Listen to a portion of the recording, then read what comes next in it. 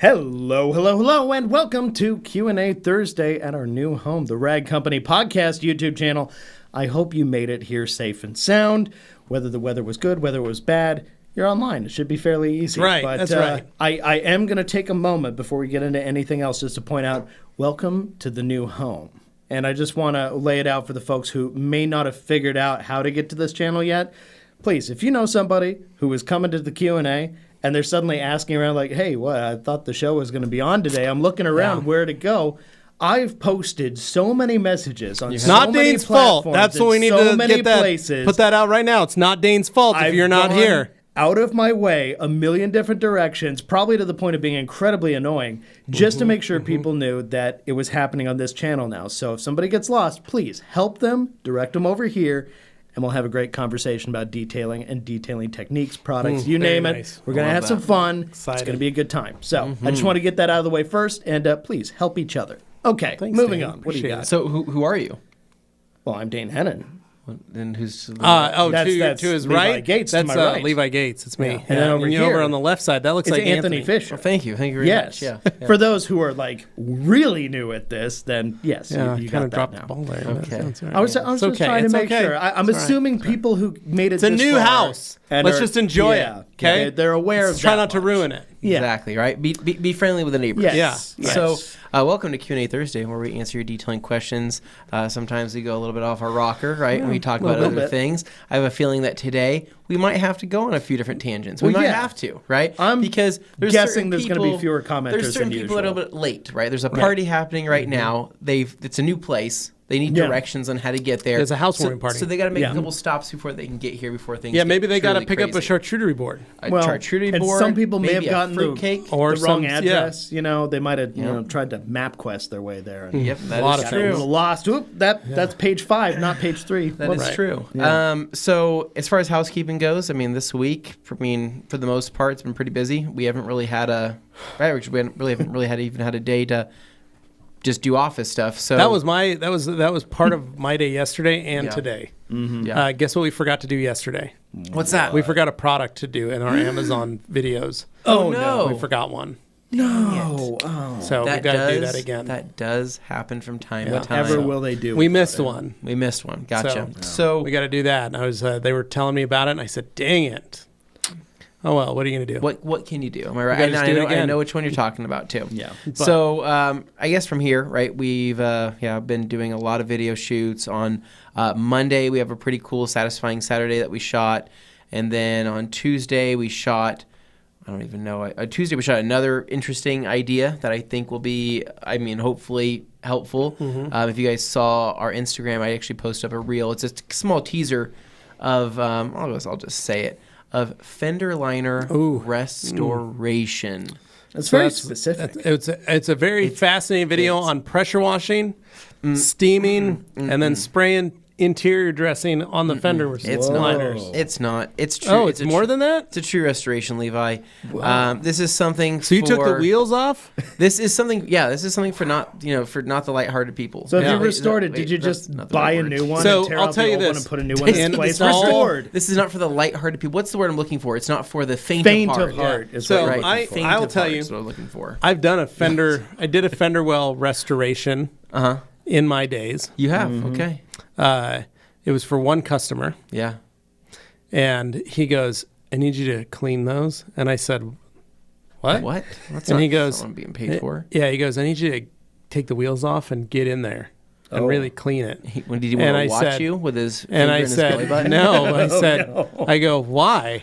And he goes, "Well, it just needs it done." And I said, "Well, we already spray it out with the pressure washer with degreaser." And he goes, "Yeah, but I want it like It's I not want enough. it better. I want it back." And I said, "All right."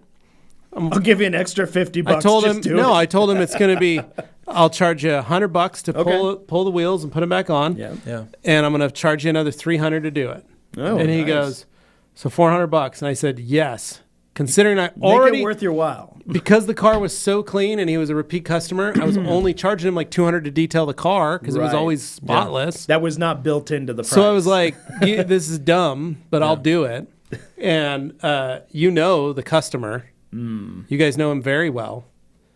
We've used him for a number of things. He's and his the vehicle type. for a number of things. Does he usually make these kinds of requests? No, that was the only Okay. time, but he made that request nearly 8 years ago for his car. I wonder that he still what owns. went through his head where he felt like this is unclean. I need Well, to. it's the same thing that Anthony went through, Yeah. thinking this is unclean. I need to make this back. I need to bring no. it back to its magic time. It's not pure. It's not pure. That's right. Right? It needed needed to be pure. Yeah, And or so- purified. Purify that. So Yeah. it is. But he made that. So I've done that. yeah. And I did it with some products. Sure. I used a steamer. I used Power Clean at the time, and then I used at the time I used Optimum's trim restoring trim restore coating. Yeah. yeah. That's what I used on nice. those plastics back then. Yeah. That car's been in the studio many, many times. We've been up to his house a couple times. Yeah. Seen his studio. We've done a couple Wash Wednesdays with him. Mm-hmm. It was his that little BMW that we did. Yeah. I did that on. He wanted to Very be nice. pure, and I understand Yeah. now the purification process. It is a That's what it purification is. process. So anyway, with that said, I think it'll be hopefully a really, I don't know, maybe interesting video for many of you, and just be able to see the results and what to expect from that. It's pretty cool. I do already know that people are probably going to be asking about how to restore carpeted fender liners, and those you just need to toss. Yeah, you you just just need to need go to- ahead and burn those down. Just goodbye. Just not worry about it, and And then you just buy can't do some anything cheap about it. Plastic eBay replacements. That's and right. Just be happy with your life. Yeah, Because and they're gonna say, carpet- "Oh, it's so loud though now." in Yeah, my it's going to car." introduce race car. new It's levels exactly. of NVH. Yeah, well, it's noise, like- vibration, harshness. It's like Dane buying them hot race car parts for his Jag. Yeah. You know, and I had to say, "Look, I get it.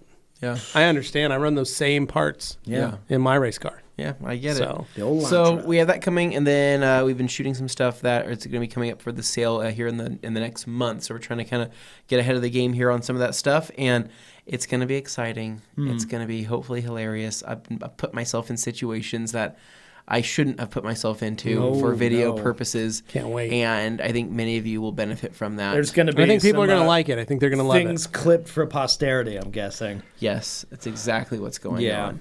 And also, as a side note, I am literally chomping at the bit for the next Last of Us episode. I can't. I know, me believe it. too. I'm literally. It's all I Yep. can think about. I told Dane about how I went into a crazy downward spiral for a while. Did you? During the first and second seasons of Walking Dead when it was Yeah. good. He has like a back latent prepper Yeah. part I of his have a- personality yeah, that's just that- waiting to be unleashed. And Carly said that before we watched. She goes, "Is you going to be okay with this?" And I said, "Yeah, I'll be fine. What's the problem? I've seen lots of stuff." And she goes, "You just went down into a hole." And I was telling Dane, I started over planning Yeah. how I could create defensible structures on my property and around my home Yes. for when such things happen. Yes. These are all. And the then I things built that a love. fence. Then I built Yeah. a fence, and I thought, how can I build this fence so that it's not only impenetrable, Yeah. but also has the ability to become taller. he made his fence into a structural element that could then be built upon, as opposed to just letting it be was the the goal. element That's itself. true. So Yeah. really quick, we'll cover this for just another 20 seconds, and we got to move on. What I'm course. noticing so far is that I'm not seeing Dan Pfeiffer here, which is Yeah, actually I feel like Dan No, Pfeiffer surprising. may Quite be one of concerning. those guys who got Surprising. lost. and I'm He also might have not been left seeing behind. Humberto, and so that also scares me as well. They're probably Okay. already gone. So quick question, right? Question for you. This is my question on Q&A Okay. Thursday. Yeah. Last of Us situation, zombie apocalypse, apocalypse/fungus situation, whatever you want to call it, right? It's happening, right? Yeah. It starts now. Are you fleeing the city, or are you building your home and barricading that to survive for potentially longer before trying to go out? So what I'd be doing. I need just short answer. Though. So here's what I'd be doing. Okay. I'd be moving vehicles around. Okay. Right. Well, First moving. things first. Okay. Yep. Gotcha. I would build it out so that my many vehicles Okay. I would build into barricades, defensible barricades Yep. Love that. within the property. Okay. Yeah. Exterior wash bay, protected. Driveway, single point of entry, right? That's just grass. Almost Yeah. a gate, Okay. right? Well, no, I've got the sandstone there too yeah, to help yeah, prevent, sandstone. can create vehicle damage. Yeah. So then I create a single entry point based on the way I park my vehicles. Yeah. Then Ragnarok is pulled into the garage, Ooh. into Oh. the secure area, Okay. right? Because I'm going to need to be able to pack that, have it ready to go at any moment's At notice. any moment, and it needs to be able to run. You're gonna weld that bumper on I properly. got to get that bumper welded on. I got some work to do, Yeah. right? Yeah. Cut to the scene of me prepping and building that vehicle into the war wagon that it will be. War wagon, gotcha. Right? Yeah. So a lot of music, a lot of welding, lots of sparks, things of that Viking kind of music. stuff. Yeah, External speakers so Yeah. that you can project onto others. Right. To drive fear into people. Right. Yes. Yeah. Then, but once the vehicle's inside, then it's going out to get all the wood. I got to have the OSB to protect the windows, the lower structure of the house. Okay. Move to aren't the gonna upper have part. time to probably go out and buy that. That's why I need to have that ready. Yeah, so, he needs So a this is before- something to have you thinking about. I gotta Things have go that's down. but this is the rabbit problem. hole I fall Gotcha. into. Yeah. I Yeah. start thinking Preparation. I need to get measurements on all the windows, Yeah. and I need to build like Yeah. French cleats or something for which I can attach all of these to. Yeah, that makes perhaps sense. some sort of bolting system so that I Yeah. can then get the wood and put them on and then Gotcha. bolt each. Everything's going to need to be professionally built. Yeah. To be able to attach, but I need to get the lower half of the structure done. I'm okay on my north-facing wall because I don't have any glass on that side. So we can talk about this later, but I just want to know you are planning on staying in. It sounds like he's sticking. I'm going to stay in as long as I have plenty of Diet Pepsi okay. and plenty of gasoline. Okay.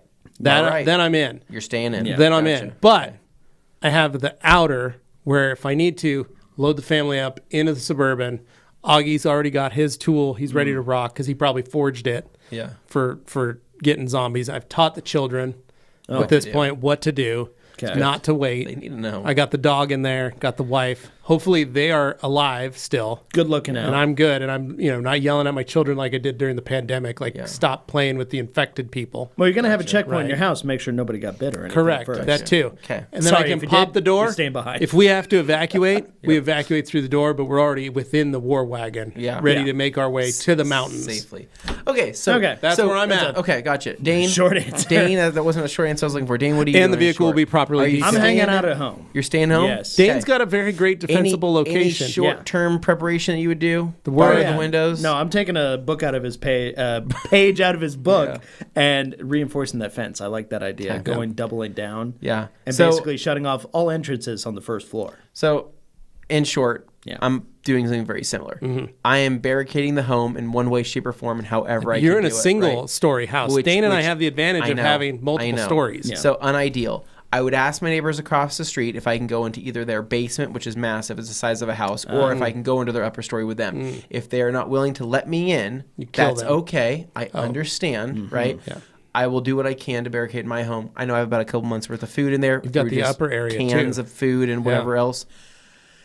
And I also have What if you built a turret I also or have an Grant Hotries. observation I point? have Grant Hotries home. Imagine people thinking they're tuning into a detailing podcast. Right observation I know. point. now. How silly So- they must feel. All I'm saying, As long as the detailing products are staying warm, All I'm saying- staying dry. This is a detailing podcast. In the I'm post-apocalypse, it staying gets in. dusty. We need I'm to keep these staying things in clean. until I can't. Yes. And then I'm out. Right. What I vehicle are still- you taking? The Forerunner makes the most sense. I Okay. mean, like, I would love to take the Evo. Let's just be honest, but like, that's not going to do with the. No, that's because not- you're not going to be able to get over bodies on the street. No.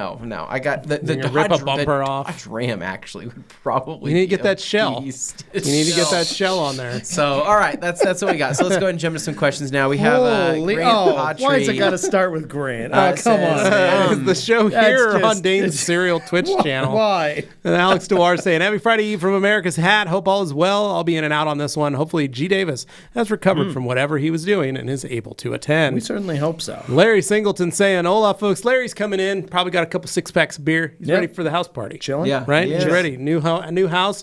Let's see what kind of fun we can have. Yeah. And then, I hear of ya. course, Rag Company Podcast back in it. Hans is saying hello and word up from the freezing Netherlands. Hans, we got a fire burning, so you can hop in, warm yourself up, and Yeah, get ready. don't get cold out there. Ryan saying, can Uno Protect be used on top of Uno Advanced for a touch-up? Or should I just use Uno Protect again?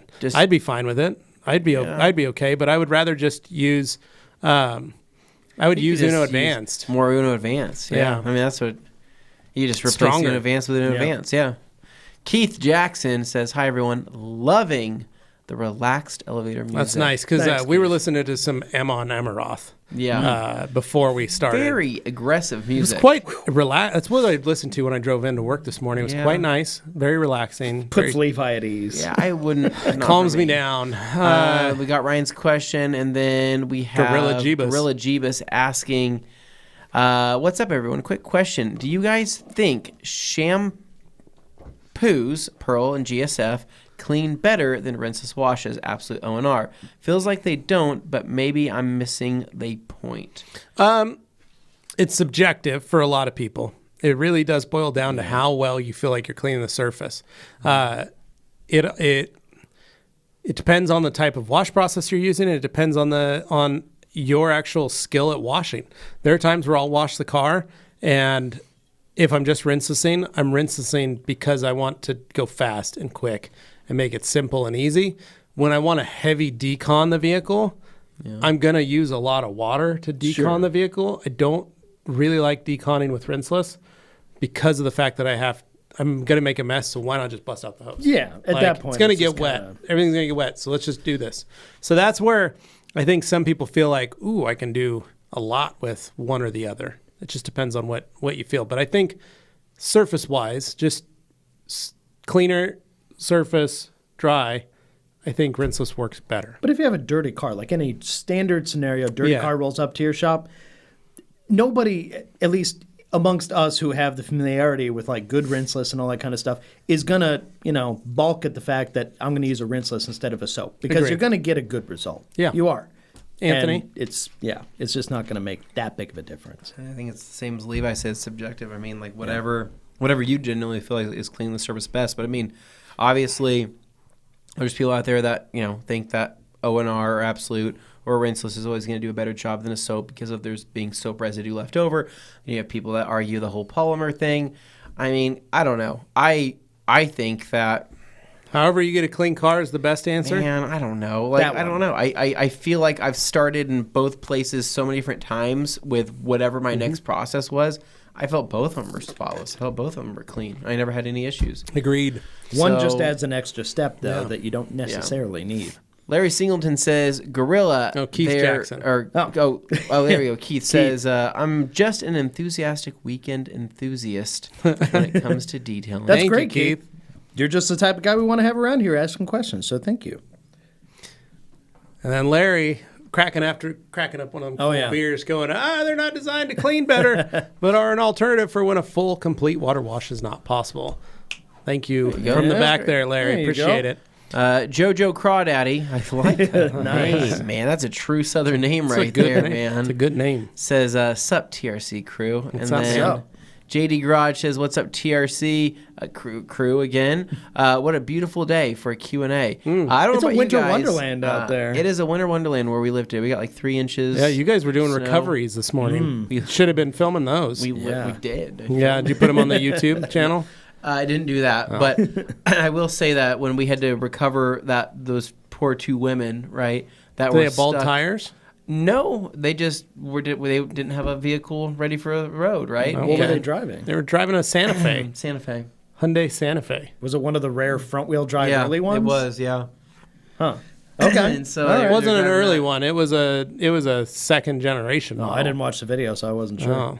But anyway, so Gabe was very excited to use his tow hitch. What's the first time to use his winch? Use his winch, and we were able to winch them and If he would have had out a tow of there. cable, he could have just hooked it onto the back. I and told him, I towed said, up. Matt's off-road recovery would be proud of you. for what Well, you've he done watches today. it a lot. He literally watches it every day. Yeah. Sometimes multiple times a Demo day. Same says, episode. good afternoon to all. Looking forward to the Demo, show. thank you for Welcome. sending us the Demo, King thank you Cake. very The much. teams on both buildings enjoyed them. Wonderful. We got that thing yesterday, cut it down the middle. This side, no one's been able to find the little baby yet. Oh, yeah. We hadn't heard if the other side had one. They haven't found the baby yet either. No. The baby There's is still in one, is in there's one still of us. pieces. No, the Well, baby is I in- did swallow a couple pieces whole. Yeah, so I'm sure there's a couldn't baby be a inside chance. you. find But it on the way yeah, out. everything was great. I mean, we have all the swag and all of the beads and everything. Yeah. Like that. I asked Nick if it would be okay for me to wear that stuff today. He said it's not time to No. wear that. No. And I said okay, Correct. so I will wait. Yeah, he said he's got to bring in his Mardi Gras treat. Yeah. Those cream-filled donuts. We don't wanna compete too Tchotchkes or much. whatever they're Yeah. called. Oh my Shabalotchkes. God, those I breathe They're so pure heavy. butter. Yeah. Mostly butter and bread and jam. They're Keith delicious. Jackson. French love their butter. Said drying think it- towels are a very personal choice, but I've got 2 cars, a BMW 3 Series sedan and a Touring. To dry both on one day, what size and how many drying towels do I need? From TRC, of course. Big liquidator. Yeah. And dude, I'd just say Do it all with I'd a just say the liquidator. big liquidator. Or a big 1500. So one's a sedan and one's a touring. I know the touring's going to have a bigger body, but at the same time, you'll be able to do it. You'll be fine. I mean, it The would, large size liquidator would be able to do it just fine. I know, if you're but feeling it unsure, doesn't 1500 hurt to could buy do the two trick of too. them. No. Yeah. Well, yeah, you could go if you wanted just one. It's a big towel and it's heavy. Is the 1500? It'll do it just fine. Yeah. If you want to do it like Anthony said, maybe get two. Honestly, 220 by 30s or whatever will work perfectly. Yeah. Or one, like you're saying, and then one smaller one just to offset and get the areas where you don't want to drag. Yeah. Just kind of balance it out. Yeah. Simon Birch is in the house and he says, Levi Birch has landed. Nice. Don't know what that means, but okay. He said he'd change his name. To Levi right. Birch? Yeah, if we got however many likes. Oh, I didn't know he changed the name to that. I know. Jeez. JD Garage says, Dad joke of the day, why does the bride always cry at the wedding? Because she's never marries the best man. That is a dad joke. Jeez. Gabe's probably laughing. Yeah. Raphael Roach is saying, what's up, TRC crew? Best day of the week. Hope everyone's doing well. JD Garage, thank you for that joke, by the way. Harry Housewife saying, hello, you TRC beauties. Hope you're doing well. What's up, Darren? How are you, man? Hey. Han says, liking the new crib. Could use some nice decorations, though. The new crib. I think he meant crib. Yeah, the crib. Crib is different. Or it could be a crypt. Han says, did the new house not get buffed Anthony? Get the buffed Anthony photo? No, it's right there. I don't know. I think it's His head's just blocking it. Actually, there. you guys are a little bit out at the margins. If you scoot it in just a little bit. Not trying to get too cozy, but hey, just keeping you on frame. And then Raphael saying, I've been using Kirkland towels on glass, and they always lint. Right out of all the window towels TRC offers, what's your favorite towel and why?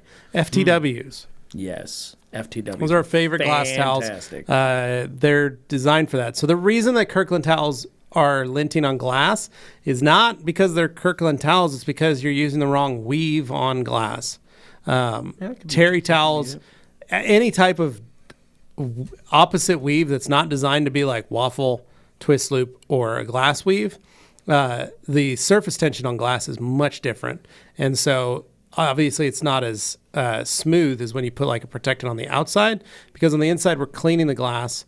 We're not putting protectant on there, so we don't have that slippery feeling that we can get on there. So it's going to be a little grabbier. Yeah. And what it does is it actually grabs the lint off of the towel as you're running it. Even though you're using plenty of cleaner, it's still that level of surface grip on the glass is what's pulling that lint out. Because those are a Terry-style microfiber towel, which has a looser kind of pile on one side. That's probably the side that's doing most of that. Pearls work great. Yeah. Waffle weaves, any of our glass-specific weaves, the diamonds, the herringbone, any of those. And then the FTW is our favorite with the twist loop because it just works and is absorbent. It takes away any potential smudginess or anything like that. So there you go. Anthony J. Foster. I just ordered a pack of wolves from Amazon today. Man, you can get anything from Amazon. That is true. I was also surprised. I ordered a pack of wolves, and they actually showed up. That was terrifying. Was it? Fully grown. Whoa, right? I thought you were going to get pups. Like puppies. So you didn't get a traditional plastic seal pack. You got crates. I know. There probably should. The red flag was the big wooden crate with the holes in it, right? Probably the sound. And I was like, what's going on in there? And the guy's like, I don't know what you bought, man, but please don't order it again. You said the wolf pack. Please don't ever do that again. Are these my microfiber towels? He goes, that's not a towel, that's in there. And anyway, so we cracked it open, and now they've been running around my neighborhood attacking people ever since. Oh. So. Do they come home, though? Like, how's Baylor and Huck doing with them? They're fine. They're fine. Wow. Cool. What a twist. They're a little bit weird about sharing water bowls because there's such primal food aggression is a standard. Well, you've got all that property across the street that they can run. True. And just be a wild pack. It's going to be quite nice. They could eat the delinquent children at the school down the way, I guess. There is delinquent children there, yeah. So Harry Horsewife says, Roka, the FTW towel agreed. And then Ricky Tat says, will you be selling items at MT? If so, will there be any show discounts, or will a hug from Levi be the best offer? Well, a hug from me is always the best offer. That is the best offer. People know me as the master of shine, but I'm also known as the master of hugs. So, Ricky, we will be giving out hugs. But here's the thing. We're not selling nothing Oh. at MTE. However, we will be handing out a coupon that you can use to purchase products if you want. So you got to come see us, though. You got to come to our booth to get that coupon because it's got a unique code for those of you to be able to use that. So there you go. Dennis Davis, I'm not sure if I'll stay on here if G. Davis comes on. I'm afraid people will think we're related. Dennis, it's not a bad thing, but you don't really know until we're in it. Hans Cozen says he needed virgin liners. Yeah, your virgin liners for your wheels. Just buy new liners, I guess. What up, TRC Franco, crew? look at that squirrel. Chubby squirrel. All right. And then Jeremy Jones, I was putting on the G-Technic glass coating and spilled the G2, which takes off the coating. What would get off the coating if I spilled all of it? You got to buff all that off, man. Yeah. That's pretty much it. Compound and polish it to remove it. Dang. Sorry, bud. Yeah. Dang. That I could see that being frustrating. Yeah. Diamond glass is pretty good too, though. Fazal saying, my kids ask me why I like watching these zombie apocalypse type shows, and my reply is always, so I'm ready. So I'm ready. That's right. That's exactly it, Fazal. That's my reasons for it too. And I was telling Dane, You get an endorphin rush out of it. I have a problem. I've watched way too many zombie shows. Yeah. And I've become kind of a critic on some of the things. And so I got really pissed off at Walking Dead for the number of extra seasons they made. Well, that show because the fell story hard. they just walked around in a gosh dang circle the whole time. That's it. They never went anywhere. Holy They never left spoilers. Georgia. They never left Georgia. So Because they get good tax breaks to film there. but they were driving lots of great Hyundai products and Hyundai cars because Hyundai was sponsoring the Walking That is Dead. true. But that is true. Point is, I was very intrigued with the way that this series started, and I'm amazed Strong. that a video game created a great show. I'm not surprised. Story. To be fair, it's very cinematic. Well, you know, you've got to Kind of remember, video game. but you got to remember, what other zombie video games have turned into movies and shows? Resident Evil, they're of the okay. Dead, House of the Dead is House of the terrible. Dead, Resident Evil okay. is like bad but kind of corny fun at times. Exactly. Yeah. So that's like the benchmark. So to see Yeah. something that like thing could be winning Emmys and stuff, like that was a good show. Well, we all They know did the a pinnacle good- of video game movies was Super Mario Brothers '93. That's so. true. Yeah. So I'm just saying, I'm impressed. Yeah. I will. So did you know I used to fall asleep to 28 Days Later? I love that movie. So that was a weird movie that That'll like do it. that I used to because it didn't scare me after I watched it so young, like what was it, 18 whenever it came out, 17. I kind of just warmed up to it, right? And I go, I like this movie. I like the vibes of this movie. I like that right? movie, too. And that's where I fell in love with the United Kingdom, right? And Yeah. I started saying, I want to go there someday, and I Right. want to have a plan when I'm there. Be able to And, experience it like this in this movie. Some people watch Yeah. James Bond and think, yes, I'd like to visit them. He watches a war-torn wasteland and says, yes, I'd like to go there. visit that one day. That seems like a nice place, right? I'm more of a English- Shaun of the Dead guy myself. Shaun of the Dead's I also love Shaun great. of the Dead. So here we go. We have Grant Hawtrey saying, easy way to restore carpet liners is to use Dane's leftover wax from the wax stock discount code video. Oh, no. And a couple of dust coats of plastic. A couple of dust. That sounds pretty great, actually. Awful. What if like that really was? It like, probably that works really perfectly. Is like the answer. Yeah. Yo, Earl, if zombies ate, how many do you think get caught on Oh, purpose? God. That's None funny. of us, thanks. Franco, I'd glue some button mushrooms, Bella's shiitakes all over an oversized trench coat and just try to blend in. That's Good that's move. hilarious. That's not a, idea. dude. That's not a Yeah. bad idea. Yeah. How long could you keep that up before you get just super over it, you know? Eventually, you're going to want to move. That's why I go like Well, mushrooms. because you're just like, and then somebody looks at you and you're like, don't like. You just essentially made a mushroom ghillie suit. Yeah. It's I'm a zombie. Don't come over here. Leave me I'm alone. gonna get ya. Dino saying, "What's up, guys? How you doing?" Hey, Dino. Good, man. Maroon saying, "Hey, guys, what's your experience with microfiber versus suede applicators for applying ceramic coatings in regards to how much product you use and if why one would be safer than the other?" So, this is a really great question, Rune. The reason for suede applicators is the same reason, it's the same argument for pearl weave towels and applicators. The reason is you want a tight weave so that you have less linting happening on the surface while you're installing a ceramic coating. Now, when ceramic coatings or coatings first debuted, the you had to put them on almost in a clean room style setting. Many of the coating companies, when they would teach you how to coat the vehicle, it was gloves, respirator. You need to make sure you wet the floor, get exhaust fans going. You didn't want to bring any fresh air in until you were finished, so you needed to get all the old air out. They wanted to make sure that you had as best of a clean room situation that you could, and you wanted to make sure you didn't have any silicones in the air. Many shops were going, oh my gosh, I got to stop using all silicone products if I'm going to install a coating. Yeah. There was a lot of it's almost like body shop level going, do I have to install a paint booth to do this?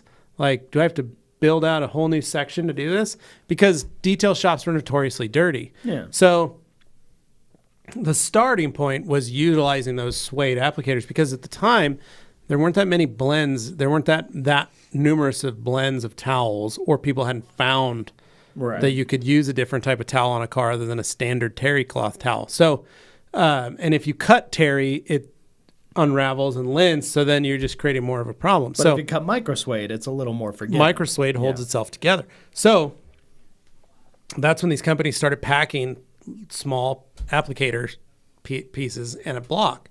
And it was to keep pressure points, try and get as much of an even coat as possible. Yeah. Those were the reasons for it.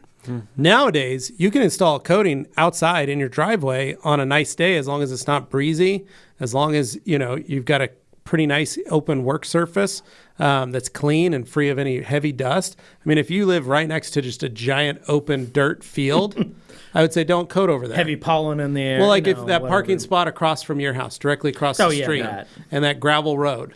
If I was like, Anthony, you should go park over there and coat it, you'd be like, no, there's too much sand and dirt in the air, and it's just going to get the car dusty. Yeah. But you could coat in your driveway. You could wet your driveway down and just park your car in the driveway and coat it. And be pretty decent, because you've got grass on both sides. Yeah. And the water helps lower the dust level on the surface. So there's a lot of things that you can do. So that was the reason for it, was to control dust and control the application of the coating. As coatings became easier and easier to install, they basically started saying, hey, can you use pearl weave applicators or tighter weave applicators or suede wrapped around a foam block to apply our coatings? And that was, again, same thing. Yeah. Less lint, the ability to level the coating better on the surface so you have a more even surface coating as it adheres. And then that's the other reason for pearl weave towels, to do the exact same thing, as it levels the coating as you're doing that final step. So that's kind of why. There's no real reason why one is used over the other in terms of safety. It's really personal preference. But I used those little blocks for so long with those little things that it annoyed me and it hurt my fingers, hence the reason for the pearl puck. And we still sell the microsuede for the people who use coatings that do that kind of thing with the foam blocks. But really, we're at a point now where, unless you just really like doing that, you don't have to have a really good high-quality product that can actually go on and coat the surface. If you're doing that, it doesn't mean it's automatically better just because it's harder to apply. Yeah. Hans Closen would be at the castle gates. Nice. He literally create his own castle gates. Then we got Mike Ray says, I'm staying with all my rags and products. One day someone's going to need a detail. That's right, Mike. That's hilarious. Like, well, I'm saying. He's just waiting for the day that the wasteland's a little less dusty. He's like, all right, somebody's going to want a detail. He comes out, right? There's just an actual wasteland. And then there's just one guy, hey, man, you still in business by chance? I am. Bring it in here, and go from there. I don't know. It's the way civilization is going to get rebuilt, is through detailing. Yeah, but get far enough out, and that one guy with a functioning car battery is going to be the one who gets attacked immediately. So maybe you don't want that car in your property. Raphael says, Tony says, hey, fam, I'm here. Raphael, let's say this car is brand new. Would using a trim coating on engine plastics be practical? Will they hold up to the heat? Yeah, they would. Anything else? Nope, that's it. No, it would work. Then it says, guess the last part of the question is quite obvious, LOL. Microfiber would be a lot more absorbent, right? Have a great weekend. Well, remember, microsuede is microfiber. So. Yeah, there you go. And then we've got LJ Detail Supply. Says, Rocky Iverson. Coding class happening here. Keith Duplessis says hello. We'll tell Keith we say hello as well. Rocky Iverson saying, Uno Advanced Speedmaker combo. No need, buddy. No need. Just Uno Advanced. And then you can see Long Island Detail Supply. There we go. Sorry. Do you Also, did you hi, say Keith. you say Rocky? You said Rocky Iverson, right? Okay, not Rocky Lives On. No, Rocky Iverson. Rocky Iverson. And then this God is forbid I said Long it Island correctly. Detail Supply, saying that they've got that Keith Duplessis there doing Yes. a coating. So we are currently, for those of you on the East Coast, we are working on East Coast Adventure 2023. Exciting stuff. So I'm going to be at Mobile Tech this week, and I'm going to be making sure I've got everybody locked in. I've received confirmation from a number of brands that have said, yes, we're in. We will be going to the East Coast in most likely looking like it's going to be the last week of May or third week of May. But we will tell you it's going to be around that time. And we are going to go to the East Coast. We're going to visit Detailed Image. We're going to visit Detailer's Domain. We're going to be at Long Island Detail Supply doing an open house. So excited because we haven't done this for years. And so anybody in the tri-state area that wants to come hang out with us, please do. And start planning that. Mark, get ready. Know that the boys are coming in May. That's Yes, all you need to know. We'll all be going. So Adam saying, happy Looking forward Friday to Eve, it. guys. Best part of the work week. Does Diamond ProTech or another company have a coating that would be good for motorcycle fairing with gel coat and a poly windshield? Oh, man. Actually, I mean, most coatings will work depending on Yeah. what that fairing is. Yeah, I mean, Diamond ProTech, I'm sure you could probably get away with using like Diamond Body on it. I don't think it would be that bad. I'm not really worried about the gel coat. I am worried about the windshield. That's the only thing because those are just such a pain. Well, it's probably not glass, so It's not glass. It's plastic. you can't use the glass coating on. No, I'm but just- you could no. probably be all right with Diamond Body. Yeah, I'm thinking Diamond Body would probably be okay. I Yeah. think it would. I mean, I think Quick Body would be okay as well. So either one of those, yeah. And the windshield on a bike is meant more to protect you than it is to be something you always have to see through. So No, you do always have to see through it, Dane. If it's a big Then why bike, does Street Fighter exist? okay, those don't utilize them. I'm saying on a most Okay. big cruisers, some I'm of them saying it's have usually to windshields hint a that breath are of a He's windshield. riding his motorcycle, and he's like, "This is really Yeah, so- I don't like that it's 2 inches tall. Yeah. This you My can't point, see anything my out point of is, it." I'm just like, He's- okay, but I can just look Dane, over you're not it. supposed to Worst look case, out It's of just it. meant to redirect the air, really, That's all more it than is, anything yes. else. We have Scott W. that says, I applied DB36 about 3 weeks ago. Thank you guys for giving me the knowledge to get the job done. It's due for its first wash this weekend, but it's amazing how shiny it is. It looks despite being dirty. I mean, that's Yep. truth right there. That's the real deal. Well, so that's oleophobic technology is, or it's self-cleaning. It's fun. All right, Gorilla we got Gorilla Jeeba saying, Jeebas. clarification, I ditch shampoo and use rinseless only. I do pre-spray, pre-rinse, etc. with the pressure washer, but I don't foam the car down using a foam can, etc. That's perfect. Just enjoy it, man. You're getting it Have just fun. as clean as anybody else, Yeah. so like, there's nothing to feel bad about there. Tony says, hey, TRC fam. I've been detailing in my home garage for a couple years now. Not full-time, but hopefully someday there is any insurance for detailing. Hopefully someday there's any insurance for detailing or just my homeowner's insurance or anything else. So that's where your garage keeper's insurance comes into play. So you need to contact your insurance agent and find out if your insurance company carries a garage keeper's policy. And that policy is to protect any of the vehicles that are in your garage at the time. And it's basically so, well, if you think about it, if you're detailing a friend's car, and let's say that car is a very expensive car, and you have it in the garage, and And say a family falls through the roof. and a lands family on it. falls through the roof that's been living up there, It Possible lands last on name it. the hot and they trees. land on it, Yeah. and they damage that car, you have to be responsible. Like, it's your insurance that's going to cover it. So your homeowner's insurance may not have a rider in there to cover that.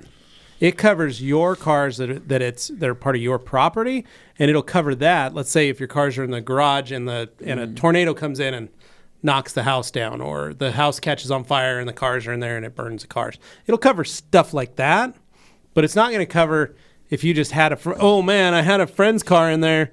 It's like $250,000, man. I need to get that car fixed. They might not cover that, let's say. So having that garage keeper's policy is designed for that feature. Now, I'll tell you, when I had my garage keeper's policy, I had a $4 million policy, meaning that I could cover up to $4 million in damage.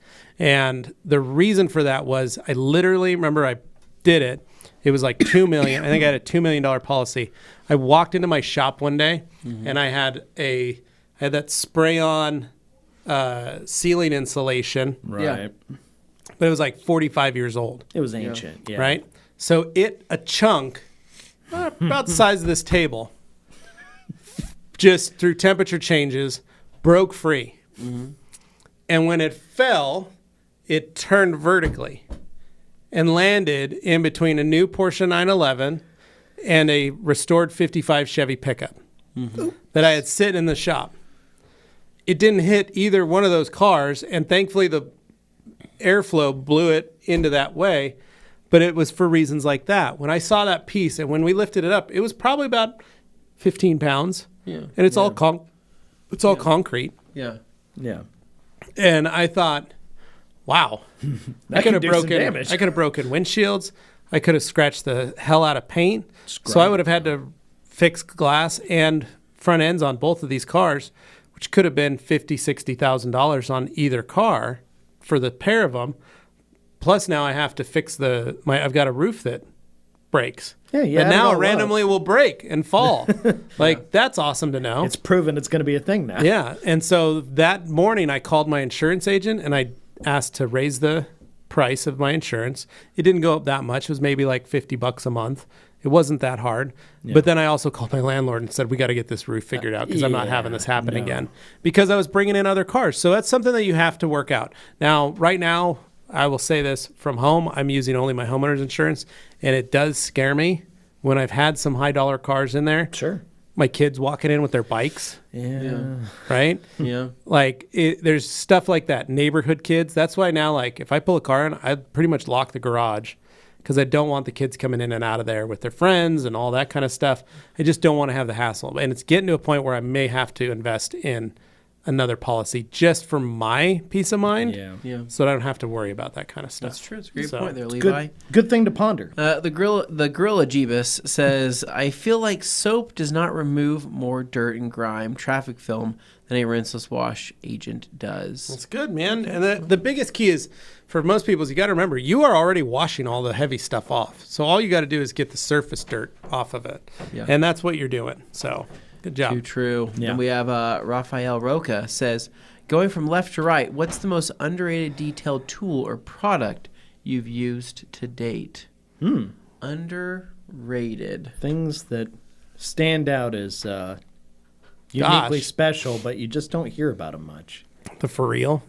Yeah, that's a solid I literally don't vacuum a car anymore without it. Mm-hmm. I have to have it. And when I don't have a fresh one, it hurts me. Yeah. In a weird way. Pain. Like a loss. Like it's somebody you've somebody, a loved one. Yeah. And I go, dang it, I don't have a good one for this. And then I go, that one probably for me. Yeah. Most underrated. It's the one that I can make other stuff happen. Yeah, you could. If I run out of a product, I can make things work. Yeah. But that's the one thing where I've become dependent on it almost, to where I go, it's not going to be as fun because now I don't have it. Yeah. Yeah. That makes sense. Dean, what about you? As much as I think about it, I'm not on the top of the block right now. I'm not thinking of one that's super underrated outside of some of our specific microfiber towels that may get overlooked.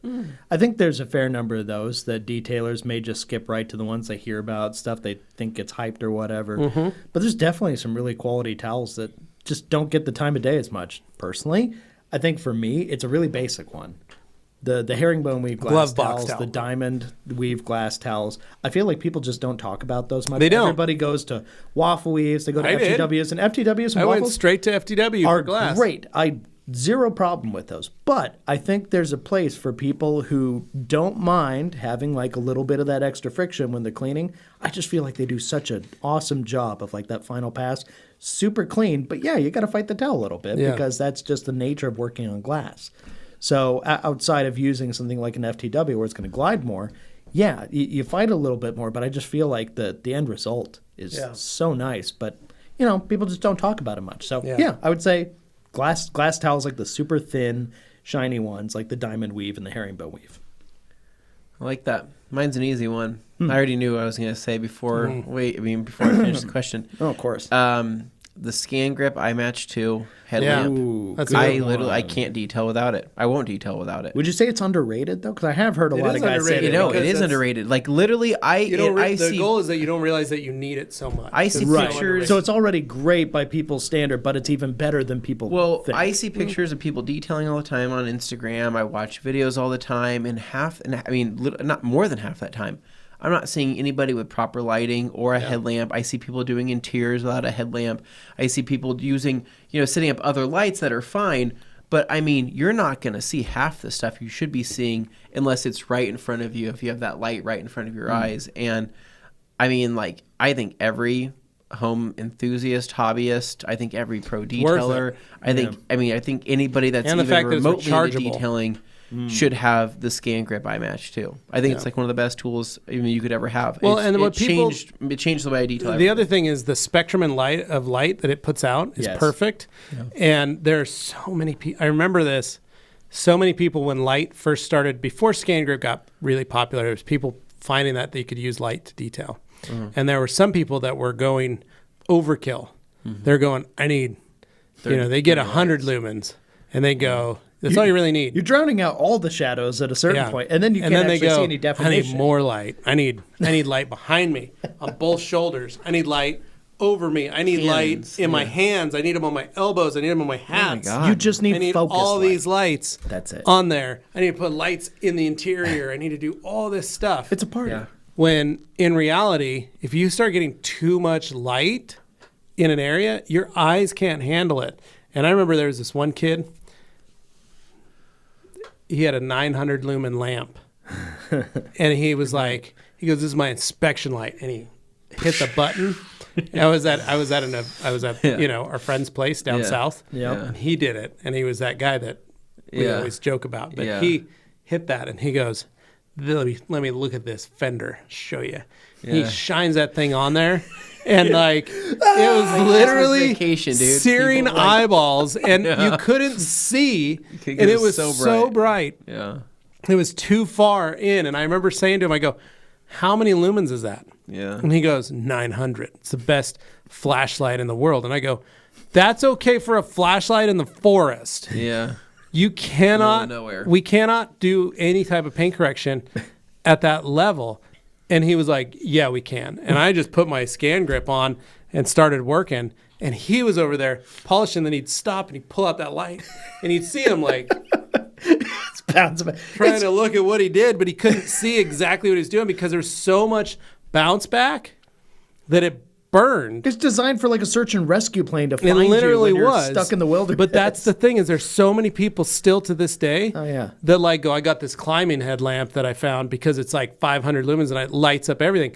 You only need to light up the floor footwell of the car you're working on vacuuming, and you only need to light up your job in paint correction, for those of you that don't know, is literally just to be able to see the reflection of that light in the surface as you move your head across, and you're making sure you got all the scratches out of that 2 foot by 2 foot section. Well, yeah. Before you move on to the stuck next with the 2 foot by 2 obsession foot of more is always better, bigger is always better, Going brighter more is always specifically, better. the iMatch 2, it's got 2 different color temperatures on it. That's the other thing. Which is amazing. I don't know what the Kelvin rating is, but I mean, one's more of a warmer color and one's more of a bluer or a lighter, And that's whiter designed color. for different colors so you can see And different levels of defects in them. That, and also you can find different. I mean, on an interior, a stain could look different under one 100%. light than it could look under the other light, and it's insane. And the fact that you also have different light settings for output and it's rechargeable.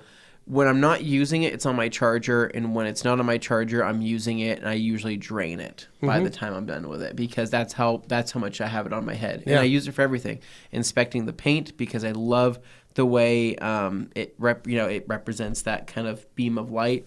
To look for swirls, but for interiors, for touch-up, for leather repair, just working. I use it to clean my dog. I mean, when I'm digging in, when I'm working on his ears or something, I grab my dog poop in the backyard. I grab my put Scan that thing Grip on. and It's insane. I'm got Q-tips and I've got his ear open and I'm cleaning his ears out and Yeah. I have that shining perfect But- amount of light on there for me. So I ordered one of those banded. like a headlamp. jogger style the headlamp. jogger one that has like a I got beam one of those. on. And it's got 2 little things on. Yeah. it. I ordered that because I thought that would be more helpful for maybe when I'm under the car, because the skin grip just have a little bit of bulk to it on the broader front. And I thought that would be helpful. pattern. But I had to take it off and put on the scan grip because I did not like the color temperature of it, and I felt like it did not show me enough that I wanted to see as much as the scan grip could. So if you don't have one, you should buy one. Yeah. It's worth every penny. 100%. I promise you, it's worth every penny, and you'll love it so much that you'll probably buy a second one.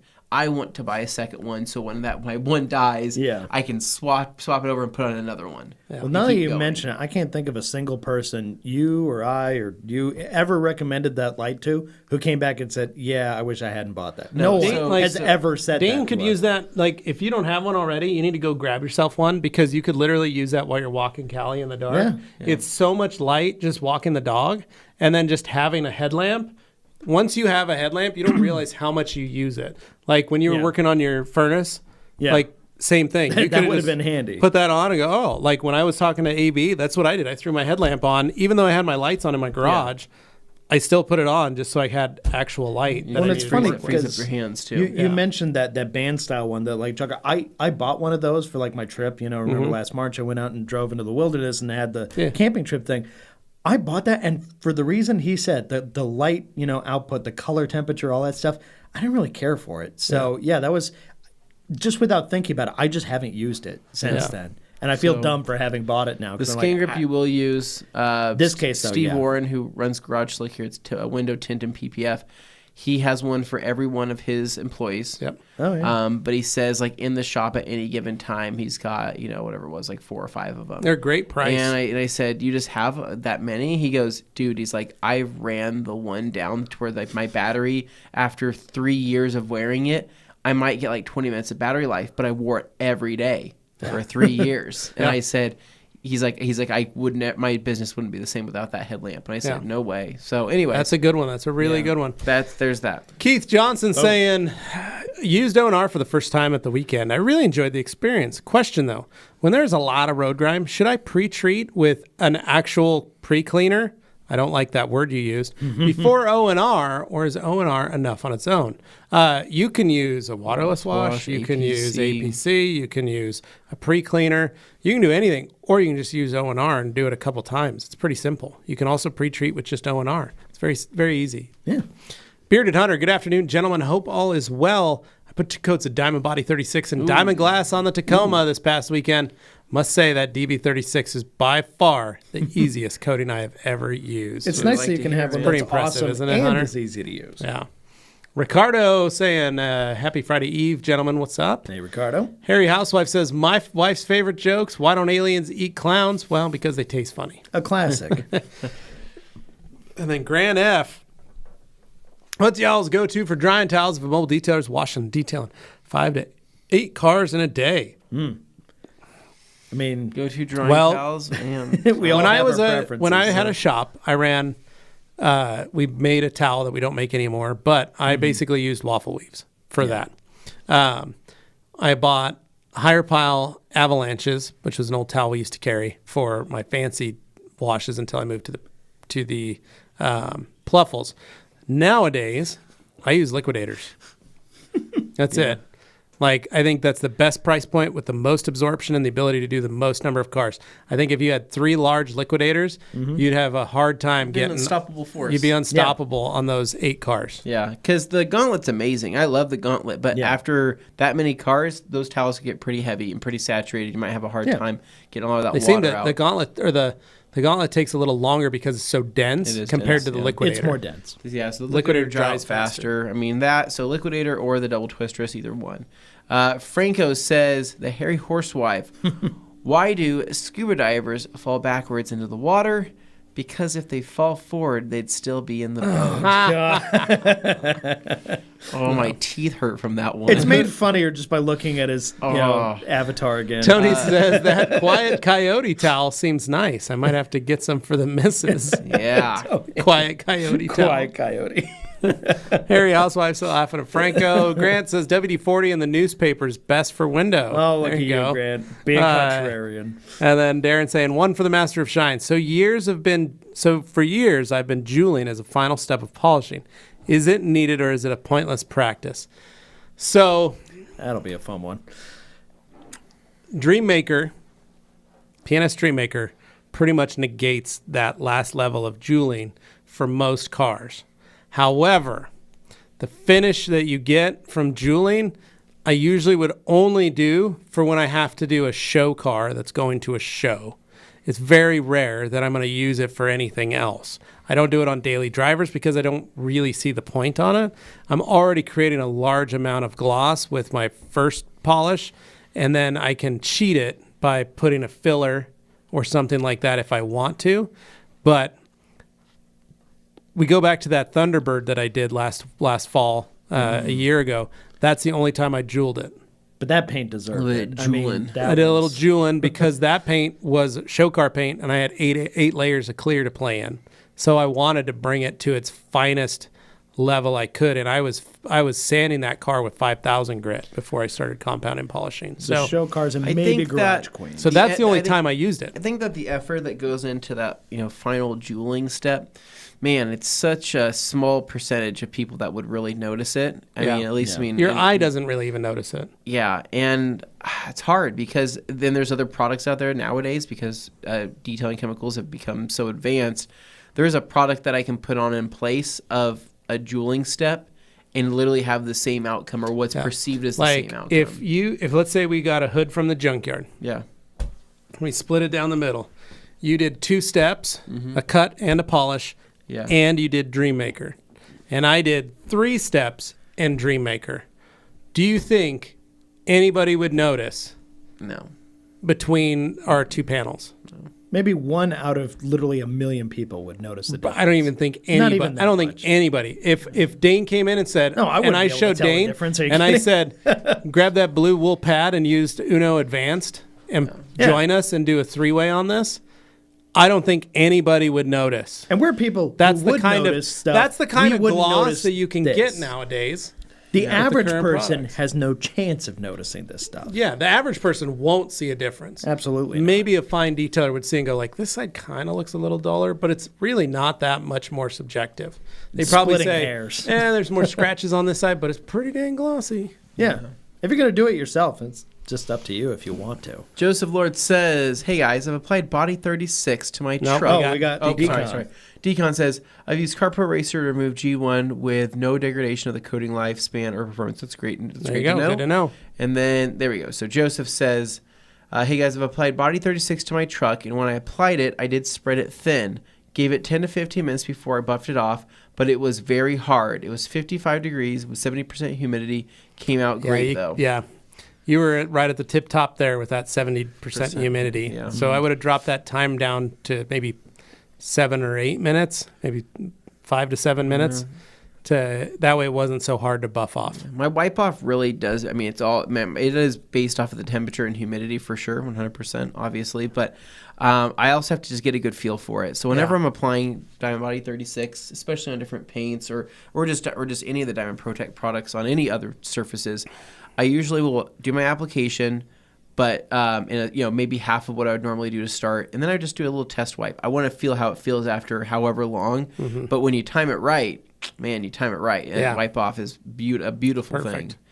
thing. Detail Morty says Resident Evil is the Fast and Furious of zombies. I agree with Pretty you. fair.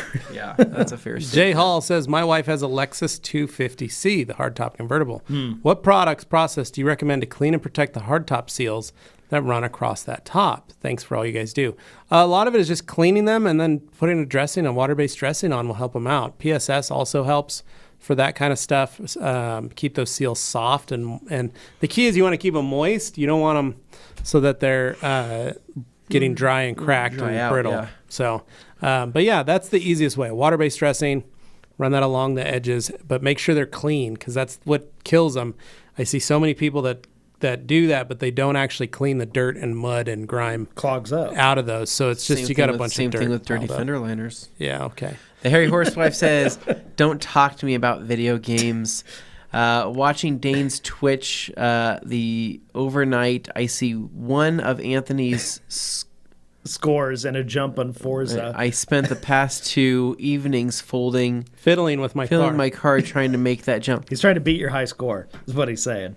What is he talking about? Because I did a jump and it had like 2,700 feet, distance jumped. You had one for like 3,500. And he's like, how did Anthony do that? Because it shows. How long ago was that? That was a long time ago, wasn't it? Yeah, but it's still the record. So it's like from, I just did that like a week ago and he saw that and he's like, what did Anthony use? It was a funny thing. So Anyway. it's your fault Darren can't sleep now. You gave him I'm sorry. sleep issues.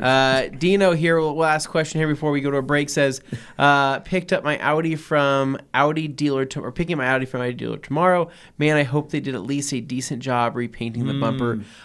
Hope so too. I think Best they of luck. probably will have done a good job painting the bumper. Just look for everything else on the car. Well, look at it, inspect everything else on the car, because usually it's not just a bumper that maybe they put back on, but maybe they've added another few little pinstripes or a couple little somethings to it. You never know. Little something. But yeah, so cool. Dane, take us to break. Yeah. So, guys, if you're new here, you may not be aware, but we always do a little bit of a, ad break in the middle. But they're ads that we actually made or our friends made. So it's more fun. And these guys can go get drinks and stuff in the meantime. So don't go too far. Make sure you're not too far away. But come up with some new questions and hit us with them when we get back. All right. See you in a sec. Yep.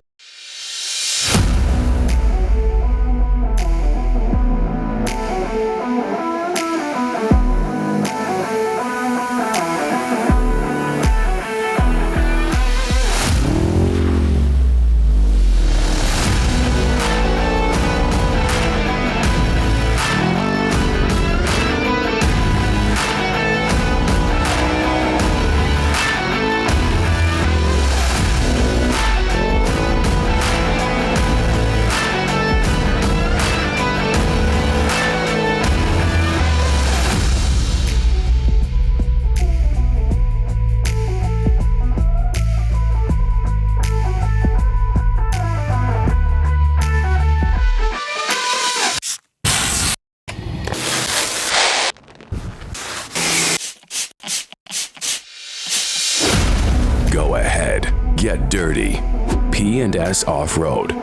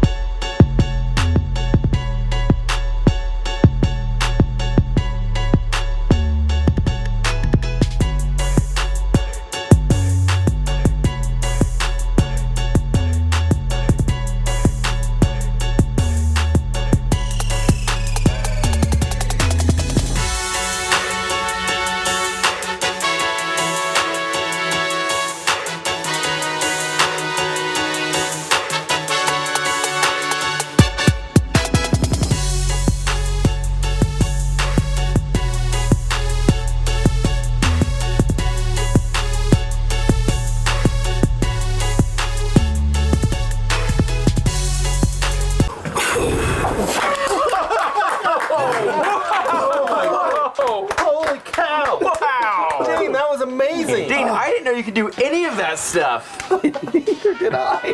Wow. Well, now that you're an actual bartender, Yeah. I don't know. I'm thinking maybe whip us up some signature Oh, cocktails. yeah. I Dane, do it. mean, it's my first day, but let me see what I can whip up. Nice.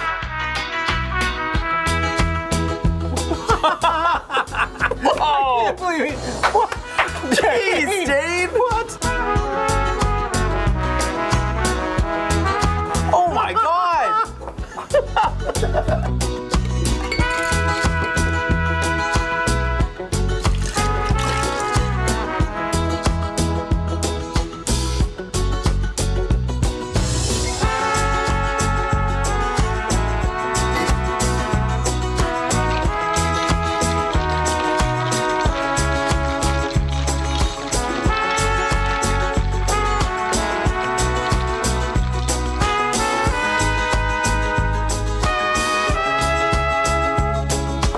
Wow, Dane. Dane. For being your first day, it's pretty amazing. Looking for feedback. Let me know what you think. Oh, my God. This stuff smells amazing. Good, all right. Well, Levi, Dane, cheers, man. Cheers. Nice. Bottoms up. Thanks, Dane. Oh my God! God, why are you spitting my drink up? I worked hard on that. What is in it? Is that polymers? My mouth is encapsulating. Why would you even know what polymers taste like? Tastes like chemicals. Did you feed us chemicals? What did you put in this? Oh. I made you a nice drink. Oh. These are supposed to be nice. Oh, guys, that's my car. What? You hit my car. God, guys, if you didn't want the drinks, you could have just given them back to me or something. Dane. Are you seeing that shine over there? On the car. Oh my God. Dane, what did you put in that stuff? What, in your drinks? Yeah. Some water and some Absolute. Absolute vodka? No? PNS Double Black Absolute Rinseless. Wow. Wait a minute. Are you trying to poison us? Dane, did you just make us drink rinseless wash? No, definitely didn't do that. Absolute Rinseless Wash is not for oral or suppository consumption. Looks pretty good. It does, however, leave a hell of a clean and smooth surface on your vehicle. Wow. PNS Absolute Rinseless Wash. Mix responsibly. Is that something? I mean, it's pretty good. I'm kind of enjoying it. I'm kind of liking this. Yeah. So just don't drink it. No. Yeah, let's make sure we don't drink it for the future. But do put it on cars. Yeah, it's good. It's for cars. Put it on a car. Okay. Not inside yet.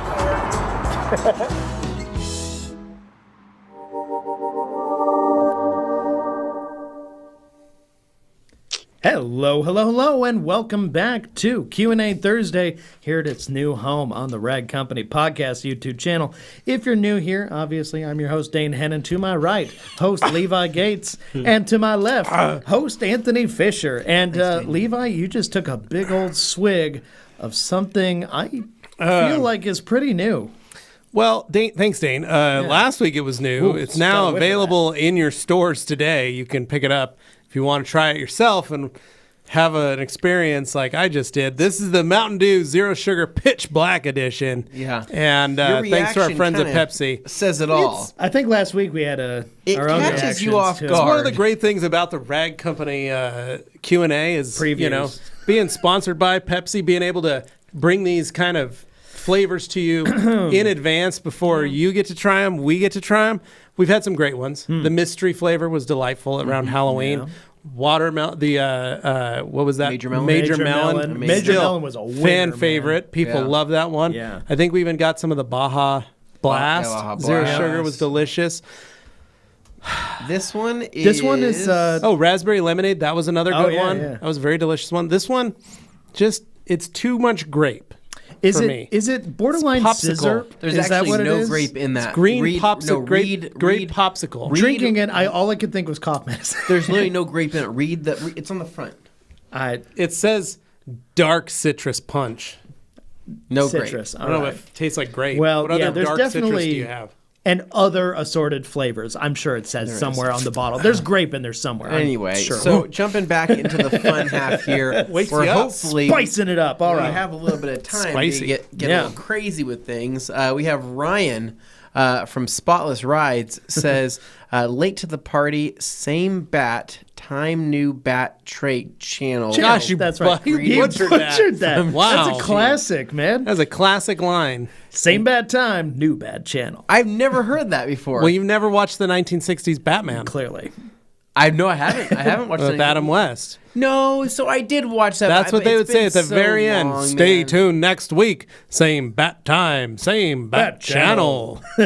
I see. I literally That's how don't it remember was. that. That's So- hilarious. I did so butcher he's that. saying- I butchered that horribly. you did. It was made fun of your all lips by over that. Same but time. Great word. Same. New bat so- channel. So whenever I see New so, time. do you know whenever I see BAT, do you know what comes to my mind? Bring a trailer. Bring a trailer. That's yeah. all I could think of. So like That's when I was, car people for when you. I was reading that, I was like, what about Bring a Trailer?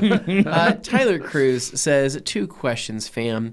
Once we use Uno Advanced, are those pads pretty much trash? Secondly, can I mix Forced Wind with my shampoo and a Canon to do a strip wash? Yes, and so yes for the second one. As to Uno Advanced, those pads are pretty much trash.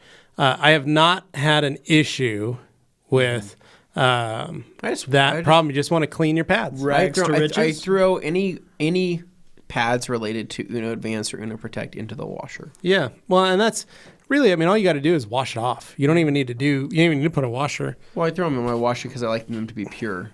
Oh, yes. Again, back to that. You can take it off. You can soak it in a bucket with rags to riches. The key is just keep it clean. So when you're blowing them out, you're going to get a lot of that out. If you're using a pad washer, you're going to be keeping it wet. So you shouldn't have to have an issue with that. And honestly, I haven't. I've been doing them both wet and dry, still using the pads until the pads are dead. So. Yeah. Franco saying, ooh, here's my detail question for the day. What ceramic coat do you recommend for my vinyl truck bed cover? Well, it depends. If it's like a vinyl leather, like a tonneau cover, then I would recommend something with a heavy UV protectant, because that's really what you want to have. On my tonneau cover on my red truck, I used the Jeep stuff, What's the Jeep stuff? Ragtop. Oh, we sell a ragtop. Yeah, Okay. I used Ragtop. I did their Jeep fabric or their Jeep Vinyl. Yeah. protectant on there, and that is that they say you put on every 3 months or every 6 months to keep the hydrophobics of it. I've used that. I haven't had any problems. I've also used just normal dressing when I've washed the vehicle. I haven't washed it all winter, and the last time I washed it, I sprayed the vinyl with Diamond Quick Body. Whoa. And put that on there. And that worked for you? Had no problems with it. Interesting. So I need to wash it again because it is dirty and it hasn't been washed in probably about 4 months. Yeah. So and over time, it kind of sags towards the middle, so stuff starts to collect. Yeah. inward. So I always try and keep stuff off so it doesn't sag. Right. But I do need, the year before, the winter before, I rolled the tonneau and left the bed open. Oh. This winter, I've left it closed. So we'll have to see where we are Kept with it. the snow out. It's got some dirt on it, and today it's snowed, so I mean there's snow. The one thing that I cannot prevent is Augie sitting on it.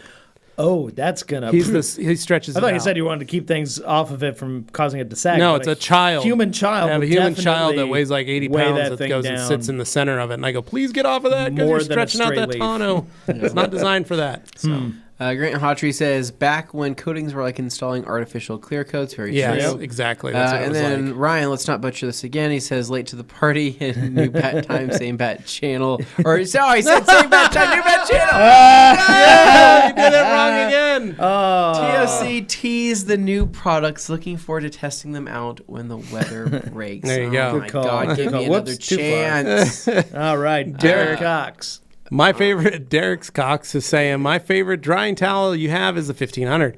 It does get cumbersome to try and dry the bottom panels, especially when it's absorbed a lot of water. Ever considered releasing a 16 by 16 for the 1500? Hide that comment from good Jeff. idea. Hide the comment from Jeff. Don't Great tempt, idea. don't tempt him with a good time. So it's funny. We've actually thought about doing a smaller size with that level of thickness. God, it just at that point, That's we so have much so towel many in a different we have small so many space. different towels to where it could also do the same thing. I know what you're saying though, and that's what we told everybody. That the 1500, it's a heavy towel. You have to know that you're literally. It's a big It's like it's Thor's hammer. You're wielding you got to be able that, to handle right? Mjolnir. And he who so be worthy. yeah, so that's where the Liquidator is a great other option for that. So I don't know.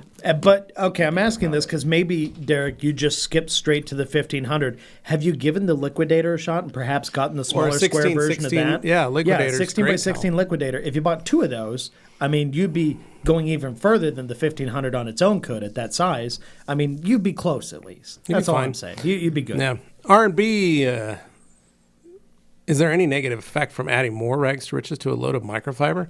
Typically pour in 2 to 3 ounces in a small to medium load of, say, 25 Dragos. No, you just might need to use an extra rinse.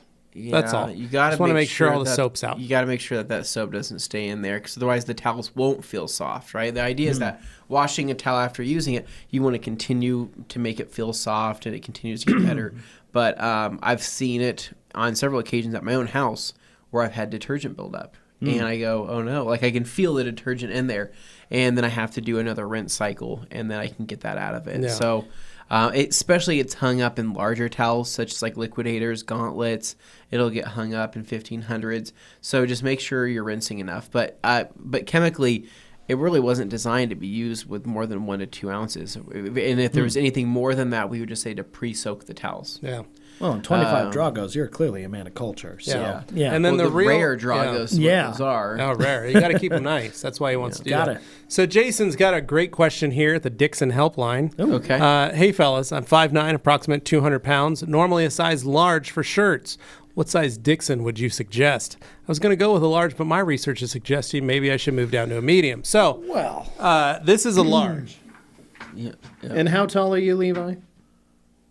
For the folks at I was home. wondering, I'm 5'10", and I weigh about 200 pounds. Yeah, so I thought you'd be a good model for that. So this is a large. I will say the only issue, well, you can't see it on that camera, is the sleeves do come to about here. The sleeves are always a little They're bit always long. a little I long, love them that long. but when I shoot my arms out, I would much rather elbows are okay. have this than have, like, that. well, though, more for like sure. what Anthony runs into, sometimes he's in that in-between size between a large, tall, and an extra large. It's a broad shoulder. Because of his broad shoulders. His my shoulders really aren't that broad. They're very in Jack comparison. Reacher styled He's shoulders. a big Jack Reacher guy. And so when he goes like this, about that. he doesn't They're want really to not that- rip not the super shirt. broad. Because that gets expensive very replacing similar. him all the time. Well, No. it's very much like Jack It's Reacher my because he is a lat- large it's my size lat gentleman. muscles. So what that's happens your back back muscles. there, it's my back.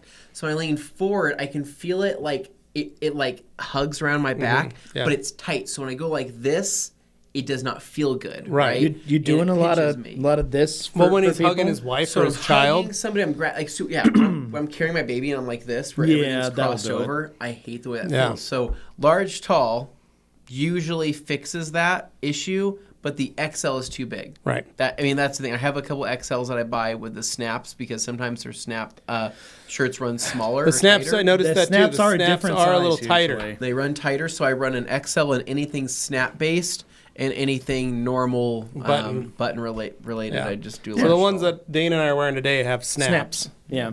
So this one is a little tight. I still got a gut, so obviously, this one fits, but it is a little more challenging depending on the day. And I'm a is. 2X tall. So. Yeah. So I would go, Jason, honestly, I'd try and go with the large first, especially if it's your first one. Get a large, see what it is. Large is the most common size, so you're not going to have a problem getting rid of it. I wouldn't go to a medium because you might not be able to you might go like, ooh, it's going to be, your large is fine because you will be able to sell that shirt if you want, or Medium less likely to sell because the fans of Dixon yeah. do tend to be on a little on the larger Yeah. side too because So- they're so flattering. So yeah. JD Garage says there's no doubt the Detail Factory tire brush is the best on the market. However, I wish they made a larger version for larger truck off-road tires. Well, thank you for that note. Grant Hawtrey, day 964 with Anthony's rationing supplies and my family sharing water with Anthony's dogs and scavenging for food with them. Please like, share, and sub to all TRC Media so Anthony can buy fresh food. That wasn't a pack of wolves. That's Grant Hawtrey's family. Those poor folks. How'd they get out? The sharing of the water was more visual to me than what it should have been. It's a dark place out there in the wasteland. hilarious, right? Yeah. Well, Yikes. yeah, if they can get some fresh water up there, that would be great, right? I mean, I think Well, you don't want them spilling it. That's Well, why you don't give it to them. because their problem is why they say, well, why can't we just plumb into what's up here, right? And I say that's the hot water, right? You're not allowed to have hot And- water. You don't need to drink that. They're not allowed to have hot water up there. They don't need that. They're I can't call them. They are my prisoners. So anyway, Jimmy Moto here. I'm watching on the TV while sitting on the couch. Technology is amazing. Hey! Agreed, Jimmy. Agreed. Glad you're getting a break, by the way. Yeah. Jason going, are the Wolfpack towels only available in the 9-pack? Yes. Yes. Are the towels similar to Spectrum 420s or maybe just a little more plush? They're more plush. They're more plush. They have a different feel than the 420s. Yeah, they're a cross for between sure. the Eagle and the Minx. Yeah, Easiest way to They describe it. are an ultra like soft. They are a plush towel. They are not. They don't have the thickness that, let's just say, the Eagle 500 has. Right. But they do have the flop due to the suede edge on there. So it's got a very nice weight to it, very nice feel, and they're very durable as well. The So spongy quality that the Minx spongy has. quality. I think they're only going to ever come in a 9-pack, ever, Yeah. forever and ever and ever. They're unless you designed buy as a case. pack. They got to 'Cause work it's- together. Yeah, it's a wolf pack. Yeah, it's 3 colors, and that's how it works. And you don't like to separate the pack. And what's No. nice about the wolf pack is you'll know how many of each color you have, and one will And become so- the alpha. Well, Yeah, You he's all waiting know for the that. lone wolf. Well, pack. when one goes missing, don't do a when lone one wolf goes, pack. when one of your towels goes missing, you'll know I'm missing one of my wolf Yeah, pack. exactly. Right? So then you go ask your wife, you go ask your neighbor, have you seen my wolf pack towel? They're gonna be like, what are you talking about? Get out of here. It's going to start Stop banging on my door. It's 9 o'clock taping at night. posters to random light posts outside. And The brown have color you seen is this the best. It is the best. Dino, I do waffle weave on glass and finish off with a herringbone glass towel. Nice. Good. Nice, All Dino. right. Dino says you guys should import Unilite lights and products from the UK. Okay. Good idea. Jimmy Moto, 30,000 miles later, and I had to replace my windshield that was coated with G1. I need to coat the new one. Is there anything better? I doubt it, but I wanted to ask. We really like diamond glass. It's pretty awesome, man. G-Technic's G1's still the It is best, good. but diamond glass is pretty dang good. And it's, frankly, it's easier to install. Just in the process. It is easy to install. Randy Ricochet says, good afternoon, gentlemen. My wife was just ripping on me for wearing my scan grip too often. You know, it's hard. I always like wearing mine to bed. So I understand.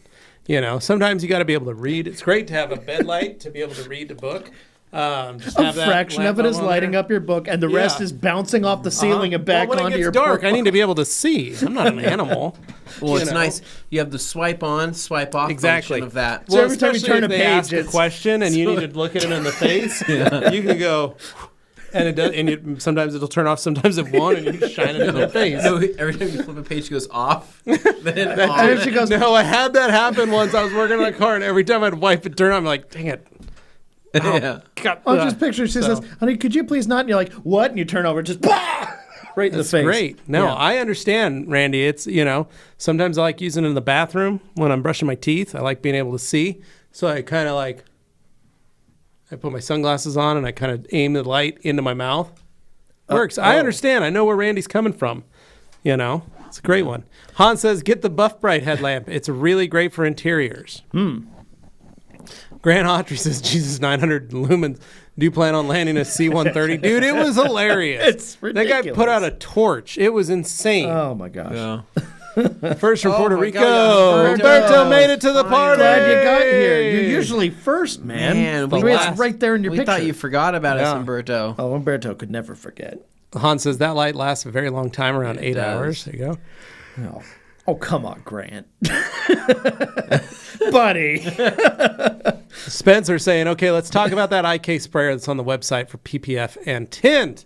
So that has a higher pressure, stainless steel tank. It looks cool. And it's got the stubby gun, and you can put warm up to hot liquids 120 degrees into it. into there, and it'll keep it warm. It is not heated, just so everyone knows. Yeah, Not heated. But it will keep it. It will keep it. It is double walled, or however you Yeah. want to put that. So it will keep it warmer for longer. But yeah, 87 psi. So it's like roughly 5.5 bars, somewhere around there. And yeah, it's a beast of a sprayer, man. It puts out a lot of output. I love that there is a gauge on the top there. The gauge on the top is really nice for. I think it's your pressure reading is on the top there, but yeah, easy fill with a Schrader valve, and you just keep going. Very durable unit. Would anybody take an eFoam Pro battery pack and strap it to that and feel I don't like know if they it can would keep keep the it party around going? for that. I don't know if it, Right, I don't know if it's yeah. keyed for, but Well, maybe we you can could. check. I mean, worst comes to worst, you could do what you We'll did. check. You strapped it to your arm and just plug in the Schrader and go, but that's a little ridiculous. Yeah, but it's a very. I mean, that's a nice very machine. durable Yeah. sprayer. We can't wait till one ends up in the graveyard. Yes. Ratone 502 saying, where do you guys buy those flannel shirts? Well, we get them at Dixon Flannel. Big fans. So you Big go to fans. Dixon.com, Dixxon. I haven't been. Make sure you let them know the rag company sent you. I haven't been, wearing my Dixons. I know you lately. haven't. I have been wearing jackets almost every day. Well, Yeah. Dixon did Or make jackets too, sweatshirts. so. Yeah, we have Dixon Oh, jackets yeah. also. I did wear my Dixon jacket today. What am see? I saying? Even then, it got No, him. so we're in some form of something. No, yeah. but Never everybody, without. it's funny because Dylan Von Kleist got us started on it. Yeah, it's all and I, Dylan's fault. Anthony and I started buying the shirts. Then Dane got a shirt, and Dane bought some more shirts. Then Jeff and Carolyn bought shirts. Then John bought a shirt. Then Josh bought a shirt. Then Marshall bought shirts. Then like a Brian virus bought that keeps shirts. spreading. And then I saw Amanda was wearing a shirt. And then Tim bought shirts. Tim bought Yep. shirts. Then Thomas bought. Everybody started buying Dixon clothes. So I don't know. The question always starts we with really that. liked them because of the fact that we liked their marketing, we liked the style, and they were a company that was kind of growing the same style, same time we were. Yeah, yeah. Easiest way to describe it. Yeah, support a smaller company. It's cool. Here we go. We have Upstream. Upstream Detail says, yo, what's up? Hope you're all well. Heard Waxstock is 2 days this year. Yes, it is. Yeah, so it's going to be it'll be an afternoon for Saturday. So early bird kind of 3 to 7. Be able to go check it out, and then all day on Sunday. So the goal is that hopefully you'll stay the night and then hit the show, do both. Boom, boom. Nice. We are on to page 1, so I'm just going to stress we can take our time with these Right. answers. Yeah, So we still want to. if you have more complicated questions to ask, please feel free. We have Ask. here we go. We have Spencer says, any interest in you guys in the video crew coming to South Dakota to diamond body a $300,000 tractor? Woo! Yeah. That does sound riveting. It does. The tractor portion, I don't know about so much about South Dakota. I'd like to go to South Dakota and go maybe like Tombstone. You ever been to South Dakota? Never. I honestly, It's I don't cold even right ever now, hear I'm about sure of South that. Dakota. Yeah. What is South Dakota like? I don't know. Never been there. I imagine it's a lot like driving around Mountain Home is here, kind of that general vibe. I hate Mountain Home, though. So Better not just be. saying, I'm guessing I'm not it's a going little that like far if that. it's like that. Larry Singleton said, "What product adds? What is a product that adds the same gloss as a jeweling Dreammaker from PNS? Yeah, we Dreammaker. genuinely feel like that's a very good gloss enhancer that can kind of replace a typical jeweling step. Gives And you that Beadmaker edge. does as well, but not to the extent that Yeah. Dreammaker does. Dreammaker's that nth degree past. Here we go. normal points. Ratatouille says, "What do you guys use to clean fingerprints off the info screen?" I use whatever I have So Available? first, available. Oh, sorry. what chemical cleaner and what product sorry. towel-wise would you use? So with for that? some reason, I thought he was saying like an info screen. For some reason, I'm thinking like in my home, not like not like I'm like in I'm a using car, whatever I have. the sat nav Sorry. infotainment. I'm like I look at the info screen on my toilet. I I'm like just thinking in my head. Well, I was thinking like my Google Home. I was like, for some reason, I don't know why that jumped in my head. It's all right. It's So all right. the info screen in my car. So for this, I use anything with a 70-30 blend. Some people like to use a Buttersoft Suede just because it's a very low lint to lint-free design. I like to use anything that's just going to be delicate and safe. So whether it's a Creature Edgeless with a 70-30 blend, whether it's a Spectrum, whether it's even an Eagle, if I want to jump into an Eagle Edgeless, I would do that. But as far as the cleaner I would use, ASC from Coach Chemi is great, all surface cleaner. You can use a typical interior quick detailer or cleaner. There's quite a few different things. I've even used glass cleaner on certain screens. I mean, as long as they were somewhat of a safe glass cleaner. I don't know, what do you like to use, Levi? O&R? Yeah, I just use Absolute. O&R on a towel. Because Yeah. you guarantee it can't hurt it if you're using Yeah, so O&R. I've got kids and they touch everything. Yeah. So it's easier to just create a small bottle of O&R, keep it in the car, have some towels for any of that kind of spritz it. stuff, and just spritz it. Because you're never gonna you can't fight your kids as Yeah. much as you'd want to. But like my kids will touch stuff, and Augie will have ice cream all over his fingers. He'll touch the info screen on the car. Yeah. Oh, yeah. I get in and it's been sitting there for a week because nobody cleaned it off. So then I go to clean it off and it may have stained it. Oh well, I can't do anything about it. When you touch an info screen on a car, what is your approach to that? As you can imagine. Well, what I do is I like to take a lot of liquid and I soak the snot out of it so that it gets behind it because I like to create a new film behind it. Usually shorts out and is dead when I'm done with it. I'm But saying hey, at least it's in clean. general use, you're driving around and you need to check a map or you need to do something. I don't have that feature on any of my vehicles. Okay, I do because I installed it. I was going to bring a new level of complexity to this when you're done. But when I touch my info screens, my touch screens, I literally barely touch it. I hammer it. I get a chisel and a hammer. I make sure that That way I know that feather capacitor dusting knows with that I his touched it. I make sure that my fingers are pure of grease and oils. A lot of it is about purity. And I lightly touch it, right? And in doing so, right, I've not created any pressure spots where you can see an indentation or any wear marks there.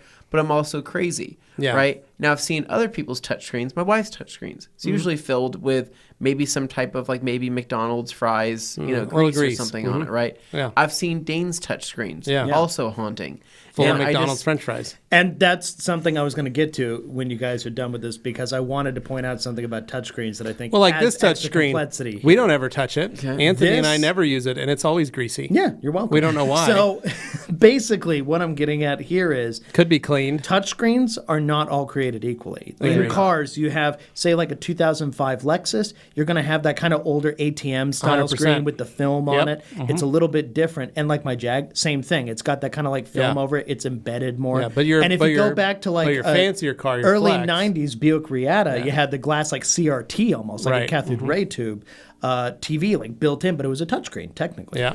And then in the more modern ones now, they're much more like flattened to the surface, and they generally have like a glass finish or like a poly finish. It's different than that ATM screen style film, and I think there's a different approach because those ATM style ones, you have to press harder than on the modern Correct. stuff where Well, it's I a just- flat finish. What I You like just know though is you don't that have to press if you guys harder, are wondering you how have to Dane was press able to do this, longer. you can check out his Twitch Well, some stream of them require and more see him force, at the no joke. dealerships testing out, checking out all of these pressure screens. I don't know. I'm very. But for me, weird it's about just O&R and a towel, and I screen wipe stuff. it, and I call it good, and I don't really care how I touch the screen. Yeah. Honestly, it's not. It's because I've seen so many of them, and how many damage there are. As long as it works and everything, and I can see everything, I'm okay with it. The ones that haunt me are now with the new haptic feedback ones, like in Porsches and Range Rovers, where they have the buttons that like change what they do, and it's all gloss black. Yeah. And it's a nightmare to look at. Yeah, that scares me. That's why none of my cars have that. My Camry had a touch screen, but only limited features. Everything else was still not knobs and On your buttons. upgraded head unit on the Elantra, right? Your that's a your- Kenwood your unit. performance Yeah, unit right that there. was just a Kenwood unit. It doesn't even have Bluetooth. It doesn't have Bluetooth, but you know what? Hey, sometimes it's better like that, Yeah, right? it's It's great. just It's simple. buttons and knobs. Or like like an single old din. Works Early great. BMW iDrive, where you just controlled it from the center console instead of touching a screen. Well, so it's really funny. So on my little Honda Civic, right? My head unit I chose to go with was a double din, right? Yeah. Mhm. But it's funny because It's all it's a buttons double and din knobs. that looks like a single din Oh, because yeah. it's just the design of it. But it's got this fat metal knob, this love it. huge giant knob, Chunky. and when you click it, you click it. When you turn it, you feel every single thing. So I like too. And I like that feel. I'm obsessed with that. I think it's When it has ugly. details, It's it's hideous. nice. Oh, it's yeah. a hideous head unit, but I love the functionality. No, of I it. do too. Sure. That's me, and that's like I was looking at the Camry for a while. I was looking at those. You can go on Amazon and you can get those full screen replacement units. Yeah. where they replace like Everything, yeah. HVAC, everything with a full like iPad basically. Yeah. and it's all programmed, and that's your stereo and everything. And I keep thinking that'd be pretty rad to add. Yeah. Because you see it. People do that on their vehicles. I thought that'd be fun to add. But then I think I really like the knobs. I like that style of the knobs, and I like the feature of it. So I upgraded the speakers instead, which now I'm, Rule to auto manufacturers: never get rid of the volume knob. Yeah, Come up with it's- clever ways to integrate it, sure, but don't give me that stupid plus and minus crap. I always love the guys with the subwoofer knob. Oh, the super Oh, is great, yeah. right? That- Dude, that's always a I had good a feeling. I even had that in my Nice feel. van. It's a nice So feel. what's funny? More thump. I saw a post the other day. It was like an Instagram reel or it was like a TikTok or something like that. And it was a guy who had somehow found a it was a literal demo construction of old head units from the 90s, right? yeah. But it was kind of like he had either found it or he You had can buy plugged them in. on Facebook Were they Marketplace still in now. there? But it was still in there. Like, when you go to like a Best Yeah. Buy, Yeah. there'd be like a big wooden It's the piece wall that- of display Yeah, units. I've seen them on Facebook Marketplace. Yeah. People are selling those. Like, and you can there's- buy them and put some old head They're pieces in. selling like these display units, right? We should do but that. He We go had get him out of the junkyard. And I was obsessed because he had those old Kenwood units that had the dolphins that would dive on that little LCD. love that. Do you remember that? Yes. And they had the dolphins, and there was the They had other the ones. cars that would race too. They had the Yeah. cars that would race, and then there was one that had an equalizer on there, but it was an old school like red, yellow, and green Yeah. equalizer. And I go, good God! I'm like, It'd be so I cool. want that so bad, dude. Yeah. That's It's all vintage now. That's all I ever want in a head unit. Give me an equalizer or give me dolphins. Yeah. Like, There I you just go. Graphic EQ. Let's go.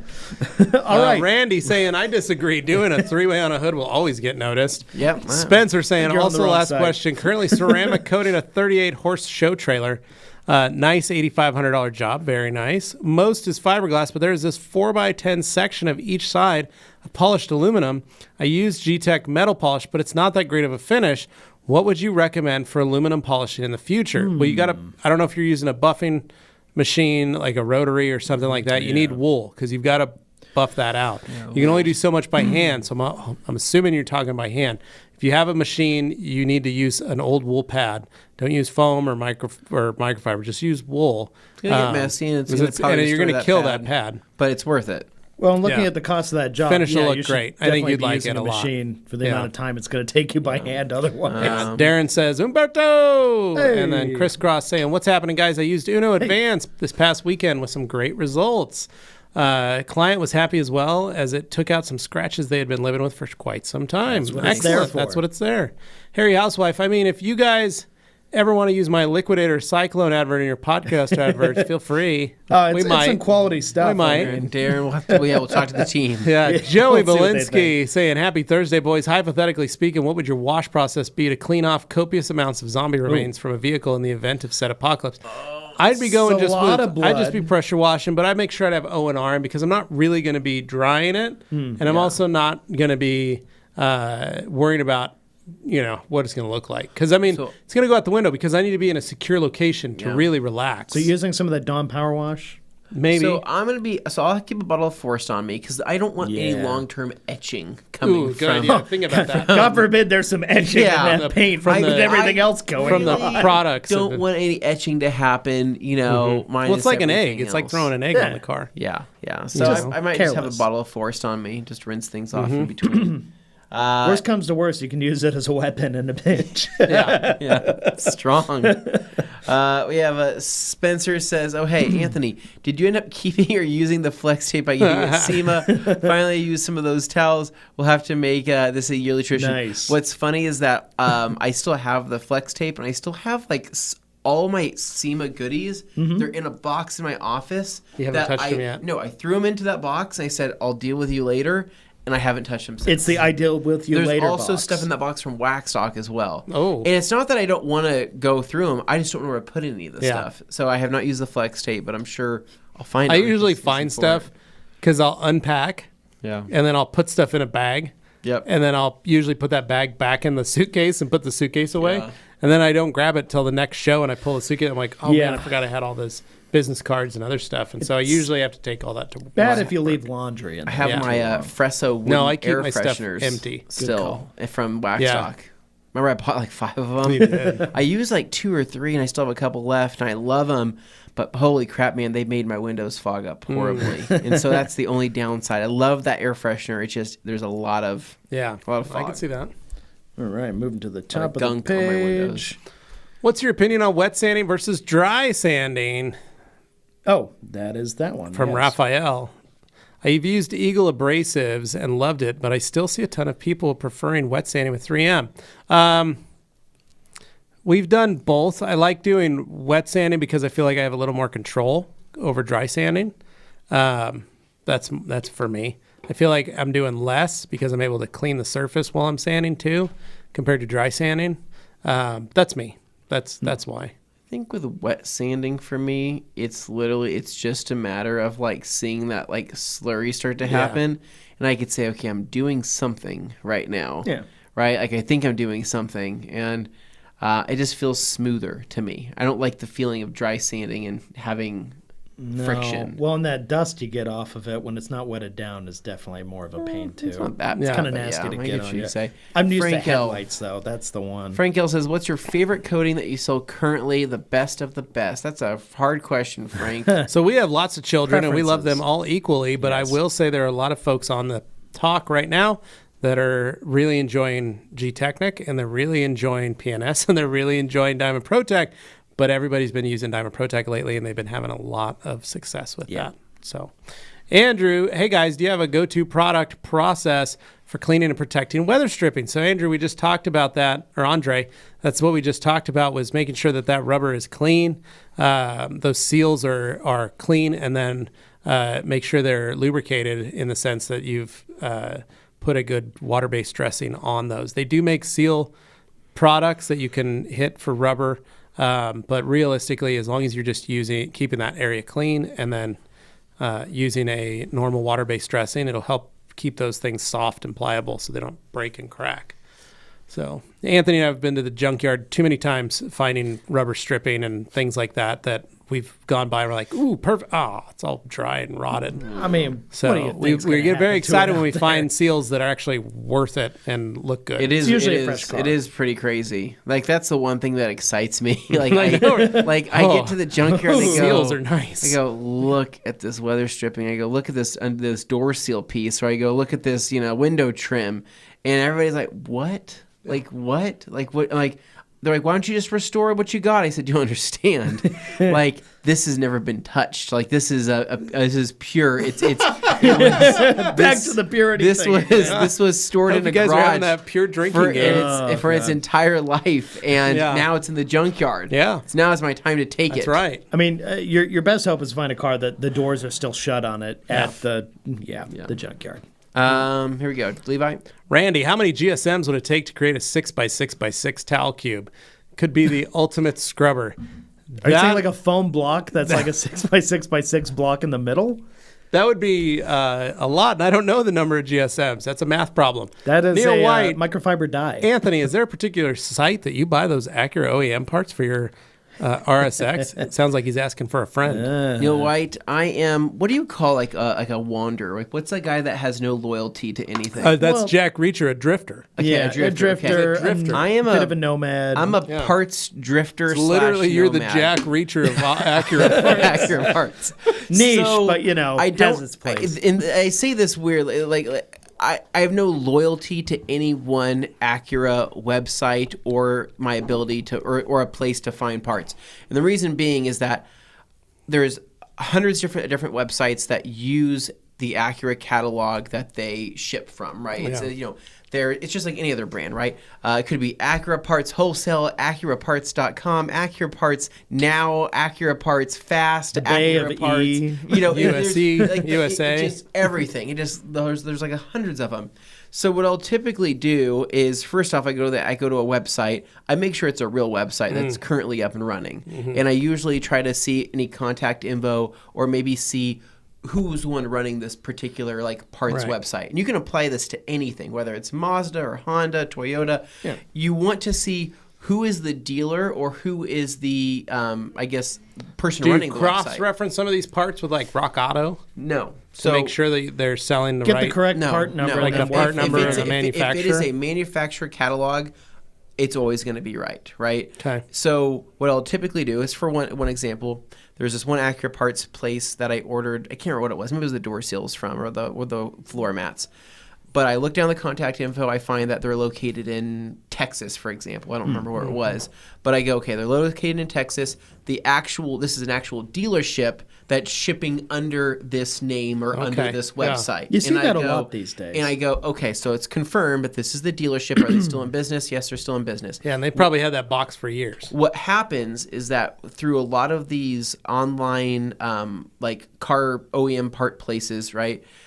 Sometimes these sites will be like vacant. Yeah. Like they'll be Yeah. up and running, they'll nobody be works in hosted, it. but nobody works in it, and you might place an order for something, Spend that money. and Nothing it could happens. be months, It and sits. you may never get your stuff, right? Yeah. Or you may never be able to contact anybody. I've done this a few times to Yeah. where I placed an order and I said, "Oh my God, like."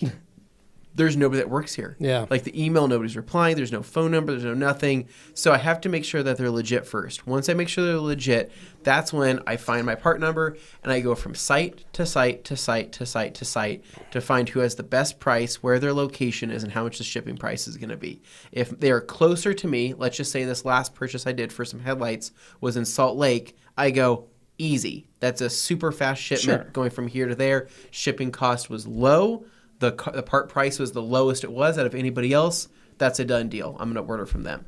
And don't do this with detailing products, because just buy everything from theradcompany.com. Thanks to the Rag obviously. Company. We've got folks who will answer the phone. They'll talk to you. They'll answer your questions. We're a real company. They'll reply OEM back to you. parts, We're a real company. OEM parts are expensive, dude. They are, especially for Acura stuff. Or really, a lot of different brands are expensive. So you have to just be smart about shopping for them, because most people will settle by just calling their local dealership and saying, hey, what's the price on this? They tell them the price. They don't know any better, so they say, okay, I'll pay for it. But that local dealer could upcharge you $50 to $100 on a part, right? When I called the local Acura and I said, hi, how much are the floor mats for my car? And they go, you're looking at like $550 something. And I go, no, right? Because online they're showing $300 here or whatever it is. No, they're not that cheap. They can't be that cheap. You should check the shipping cost. And I'm like, no, they are that cheap. But thank you anyway, right? Right. So you just got to be smart when it comes to that stuff. Well, and there's an added thing too, and I think, Levi, you may run into this more, but it certainly applies in the Honda Acura front too, is when looking for certain part numbers, depending on the kind of part it is, if it's not like a model specific like headlight or something like that, there are cross-referenceable parts where a different brand shares that part. Agreed. And maybe when you search for that vehicle's parts, they're cheaper than when you're looking for your if you're looking for model. a Honda part there rather are than an definitely Acura cases part, or where that's true. a Nissan part rather than an Infiniti part, as long as it's the same. But it's like in the family. Well, you think back to like when Freddie had that Bentley Continental GT, Right. with the W12 in it. It's a Volkswagen. That was a Passat motor. Yeah. It was a W12 Passat motor. And all he did was it was a blown engine, and all he did was buy a donor Passat. the Phaeton, but But he still bought that car for like $2,000. He bought the replacement motor from a Silver Spur, which it's still like the Phaeton motor that they use. But I know, underneath but I'm just it's the saying, same like, car, yes. all he had to do was change the plastics. Yes. The motor was the same. He just changed the dressing plastics. But when you serve Bentley, it's just like way more expensive. Yeah, but if he did a Bentley, but that's what I'm saying. Like, he found that motor was in all these different versions, so he could just get a cheaper version of it. Well, still have all the same stuff and throw it all on. An easy example. I went to go buy power steering fluid. I checked Acura's power steering fluid. I said, how much is your power steering fluid? Oh, it's $15, right? Okay, then I call Honda. How much is your power steering fluid? And they go, it's $8. And I say, cool, I'll take that one, right? It's the same power steering fluid, just a different bottle, right? It's both made by Honda. Acura literally says manufactured by Honda on the back of the power steering fluid.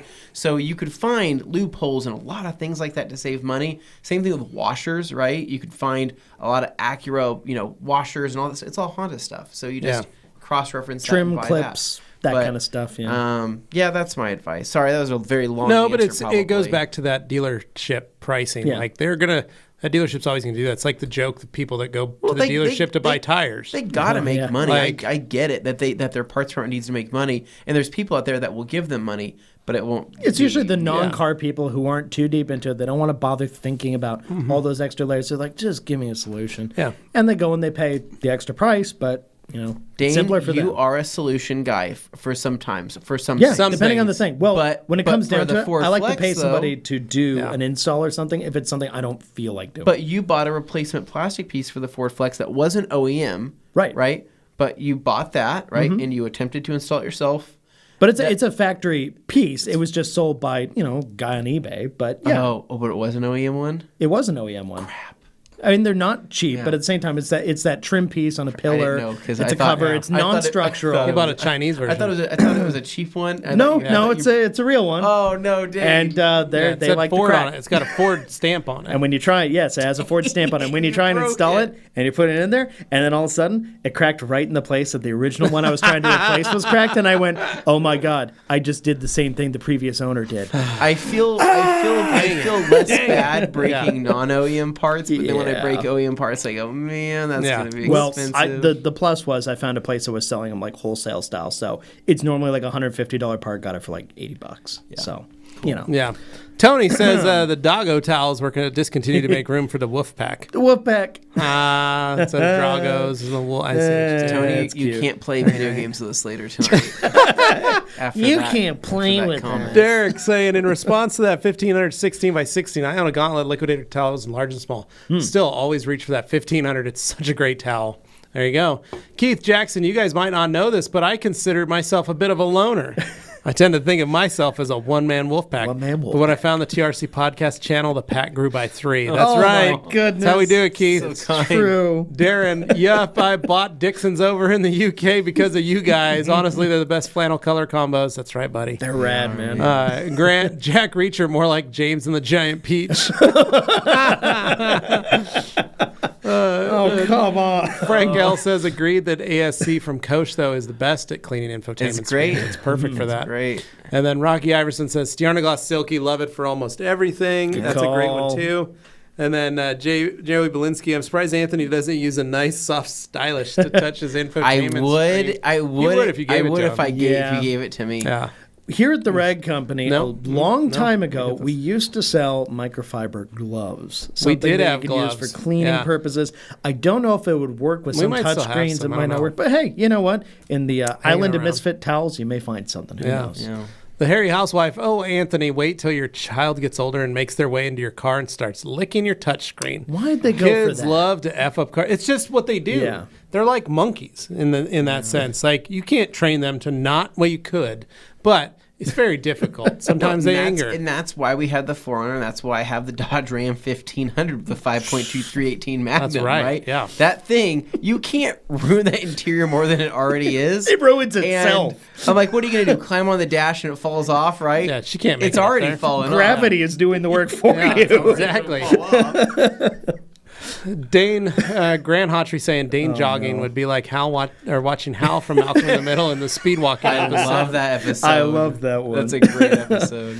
Mike Reyes, 900 lumens. Did that guy work for Men in Black, trying to flash your memories away? Yeah, it felt like that. Hans closing says, Giant Knob is a good thing G. Davis ain't here.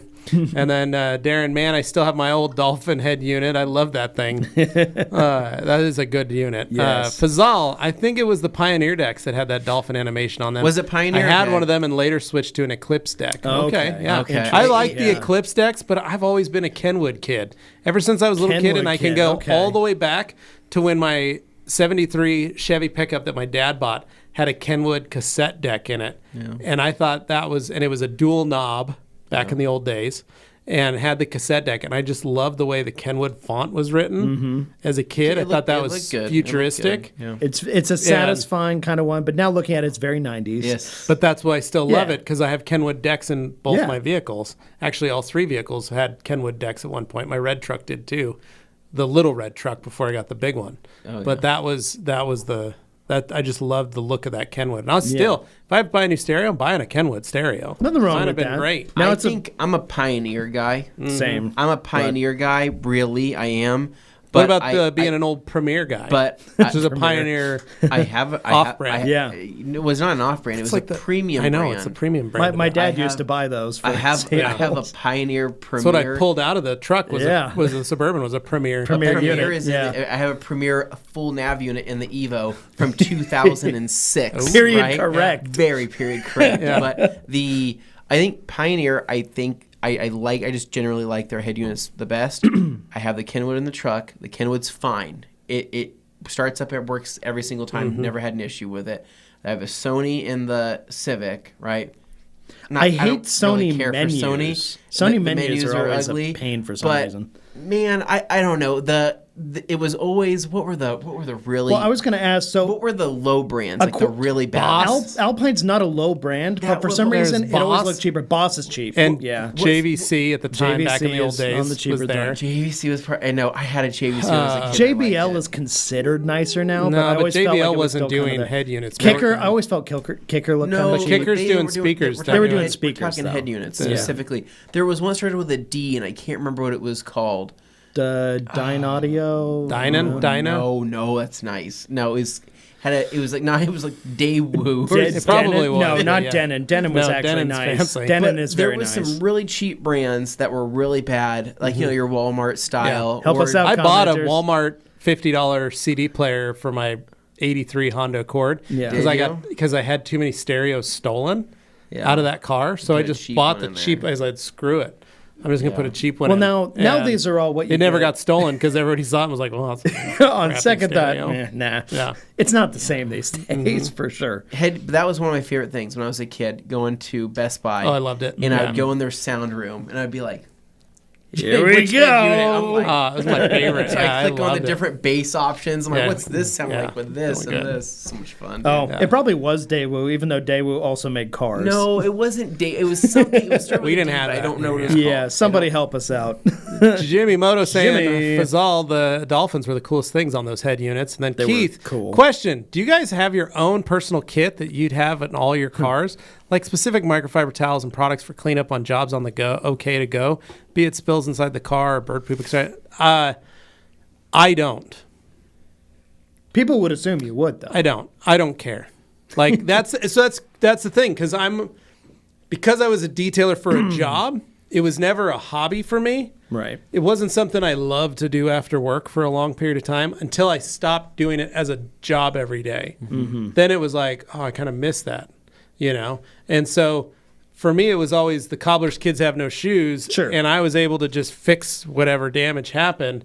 So if a bird pooped on my car, I'd just run it through the car wash. Yeah, I'll handle And it people go, in a "You're little gonna while. scratch your car." Well, yeah, I don't care. I'll polish it on a Saturday when I have nothing to do or I feel like I want to polish it. You have the skill set, so you feel comfortable being Right, able to exactly. back So it up for later. me, I never had that, but I always have, like we talked about on Tuesday's podcast, I always have a bottle of ONR ready to rock and roll in the garage and a pile of towels just in case my wife has an issue or So in a way, my there's your mother-in-law answer, has an Keith. issue or something so that I can take care of it for them. Mm-hmm. But for the, like when we first got the Camry, I used to build a small kit for when I drive.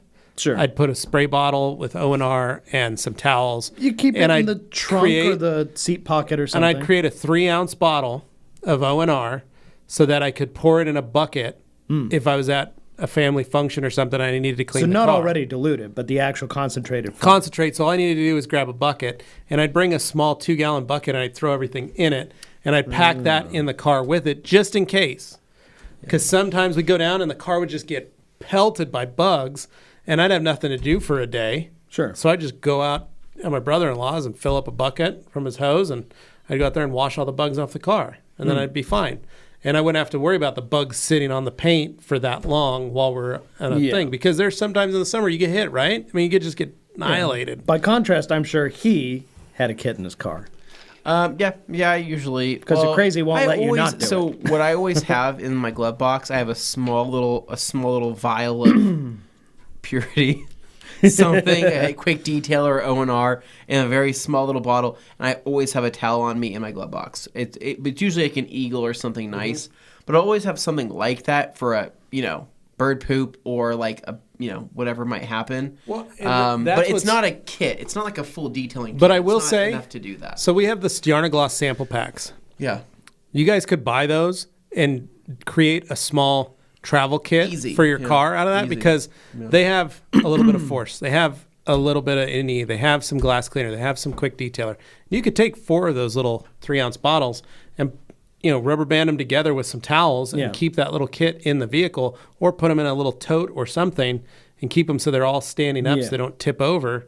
But you could build something very simply for your own vehicle that you could put in there, or you could go buy like I was got gonna say, those another one we plastic have- totes. We got those plastic totes for the studio. Yeah. For the drawers, they got them at Any Walmart home for like improvement $2. store has that there. You can buy that clear plastic bin. Sure. Put some stuff in, fill it with towels, keep it in the trunk of the car, or We have attach G-Technic Velcro. kits We have the G-Technic ones that too are that already are the small come with their own container and 250 everything. ml bottles, and then we've got the fully built kits with a travel G-Technic bag. kits The little probably- red bag. and Those stuff, are really that's a nice ready too. to go So option. those are all great ideas to do that, and you can take a page out of Anthony's book and Yeah. have a couple small bottles of, Small stuff. I mean, and even if I don't even wipe something, right? If it's like if I see a bird bomb, Yeah. I'll at least have some O&R in a spray bottle and just go spray it to break it down, right? It's better than not doing anything at all. Right, exactly. So The other thing I did, and we've got 3 minutes left yeah, here. We got a whole page to get The through biggest now. thing was that I do is I'd like to just try and have that stuff on hand, especially during the pandemic. Alcohol, using hand sanitizer Sure, on a yeah. leather wrapped steering wheel, you will destroy that leather. So I always kept a small bottle of Leather Guard from G-Technic in my vehicle on a towel, and that way I could clean the steering wheel. all right, we got to start. After We got to that, so I just That's wanted a to put good that in call. there. We got to spread it JD and finally dive pulled in. the trigger on some Husky garage cabinets. Can't wait to Ooh. ditch the shelves. Yeah. Have everything nice and tucked away. Do you guys prefer shelves or cabinets? I have a like- lot of shelves. I would love to have some cabinets. I like both. I like both Chelsea and cabinets. Kirby saying for aluminum, do as Levi said, but try to But do try this product as a first step. California Custom Aluminum Deoxidizer. Okay. Grant Hotry, Levi, have you ever tried simply turning off the TV and sitting down with your children and then hitting them? Gosh, Grant, I would love that. That's a great idea. Jay Houghton, with the mix of the new Wolf Pack, is it safe to wash them together initially, or will the brown bleed into the lighter gray? Great question, Jay. It's dye, so you always want to be careful, but we've had a lot of folks who've washed all three of them together and not had any issues using rags to lighter riches. gray might warm up a little bit, but not that. not They're fairly crazy, neutral yeah. colors, all things considered. You should be okay. Darren, 100%. I had a sleeve on my gearbox years ago. To get one for the Rover, it was 125 pounds. I ordered one from Land Rover, 28 pounds, made by the same people. One vehicle being made, still one car is no longer made. There you go. And then Brian G. Hey guys, just got here. I'm coming late with questions about windshields. I have a 2020 Silverado work truck, and when I'm driving the Rames, it seems to just stick to the windshield. You need to clean it, buff it, coat it. That's the best way to do it, Brian. Or if you don't want to use a coating, clean it, buff it, and then hit it with any paint sealant or anything like that. like using Beadmaker works Beadmaker great for on that. glass. Hans, just use the tip of the pen that you got when you were here at the TRC, Anthony. true. That's I have true. Hans' pen in my backpack. I do have a fancy Hans Perfect pen for that. I do. Kirby Thompson, the diamond glass coating works wonders. And then Joey Belinsky, as long as there's a CarPlay, I'm a happy camper. There and you then go. Randy Ricochet, I meant to mention I love the last Tech Talk. It was awesome. So much great Thank info you. and conversations. Thanks again for your amazing content. You're Randy. We'll Welcome, make a Randy. point to do more of those. Not all the time, but just here and there. I think Brian that'd be nice. says, I've cleaned it and clay barred it to no avail. Would polishing it work? Yes. When it is totally clean, the windshield looks like it is pockmarked. It's probably pretty chipped. I would get some clarity cream, polish it out, and then I would put a windshield coating on it, something like diamond glass. Check those two out, Yeah. Brian. Joey, it was absolutely Daewoo. Was Daewoo really? Yeah. Was that a brand? I don't feel remember like that. it was. It might have been. Darren says, always have Pioneer with Rockford Fosgate amp, running 2-kicker L7 That's subs. like what I did in Man, my sounded so Miata. good. Yep. Kirby Thompson, those tiny pock marks are gravel and tiny grains of Mm-hmm. sand. Polishing will not remove them. No, you got to clean them, but that's what the diamond glass kit does great. Sandblasted Franco, glass. Dual, Pile, Blaupunk. Blaupunk was German. Dual. It was good. Blaupunk is nice, though. Pile might have been the Dual. one we're thinking Okay, of. Dual, Pile could yeah, be. Dual was it. Dual was pretty bad. But Dual Blaupunk and does Boss. classic 80s, like, good. Yeah, Blaupunk's a good brand. That was an OEM expensive manufacturer brand. for, like, Porsche. Dual was pretty and- bad. Brian G says, I've used Rain-X and Griot Sealer. It didn't work. Brian, you need to polish that glass and then coat it. Nate Marcy, love Kenwood units, but unfortunately merged with JVC in 2011. Never was a fan of JVC. Yeah. Darren saying, Anthony, were you thinking of the brand Blaupunk? Blaupunk is good. So I don't know. I just remember it could have been Dual. Dual sounds right. probably was Dual Dual. sounds probably right. Yeah. Joey saying, baby bottle of Silky from the sample pack and a couple 450s stay in my car at all times. There you go. Good call, Joey.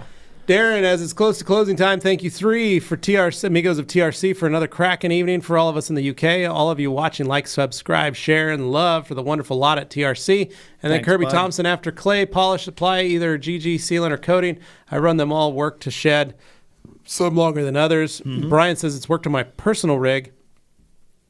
But not this thing. I might try the polish. Yeah, there's probably something in the glass for that. So, Thank good you, guys. luck, everybody. Thank you. As always, go to waxstock.com. Make sure you use that new discount code to get your Waxstock Levi tickets 10? for the UK. Is it Levi 10? That's not Levi 10. Okay. It'd be cooler if it was. But that way you can get them because the tickets are on sale for Waxstock in the UK at Coventry Arena. It's going to be a lot of fun this year. We're excited to go. It's always fun. All right, Dane, take us home. All right, everybody. So glad you got a chance to experience Q&A here on the new channel. If somebody missed out and you know them, please send a message to them letting them know they missed this with links, something like that. Help them out. Make sure they subscribe in the future. I really want to make a point to get everybody on board here so that we can make this a bigger, better Q&A than You it's guys ever have been. fun next week. I won't be here for Q&A. Right, I he's will gonna be at outta here. Noble Tech. So that's going to be the... Oh, one more, just a quick one here, just for woo here. 1 hour, woo. There 1 you hour. go. All right. And that is that. Folks, thank you so much. Click like on this There you video go. if you Thank haven't you, done Darren. it He already. posted it. And Darren's got the discount for you guys. Get in there, get on it, and we will see you at Waxstock in the future. But for right In now, July. we will see Yeah. you next week on Well, and the I'll see podcast everybody in channel Mobile here. Tech, hopefully. And he'll see everybody in Mobile Tech. So, yeah, you got options. All right, everybody. Have a great weekend. We'll catch up with you next week. See ya. See ya.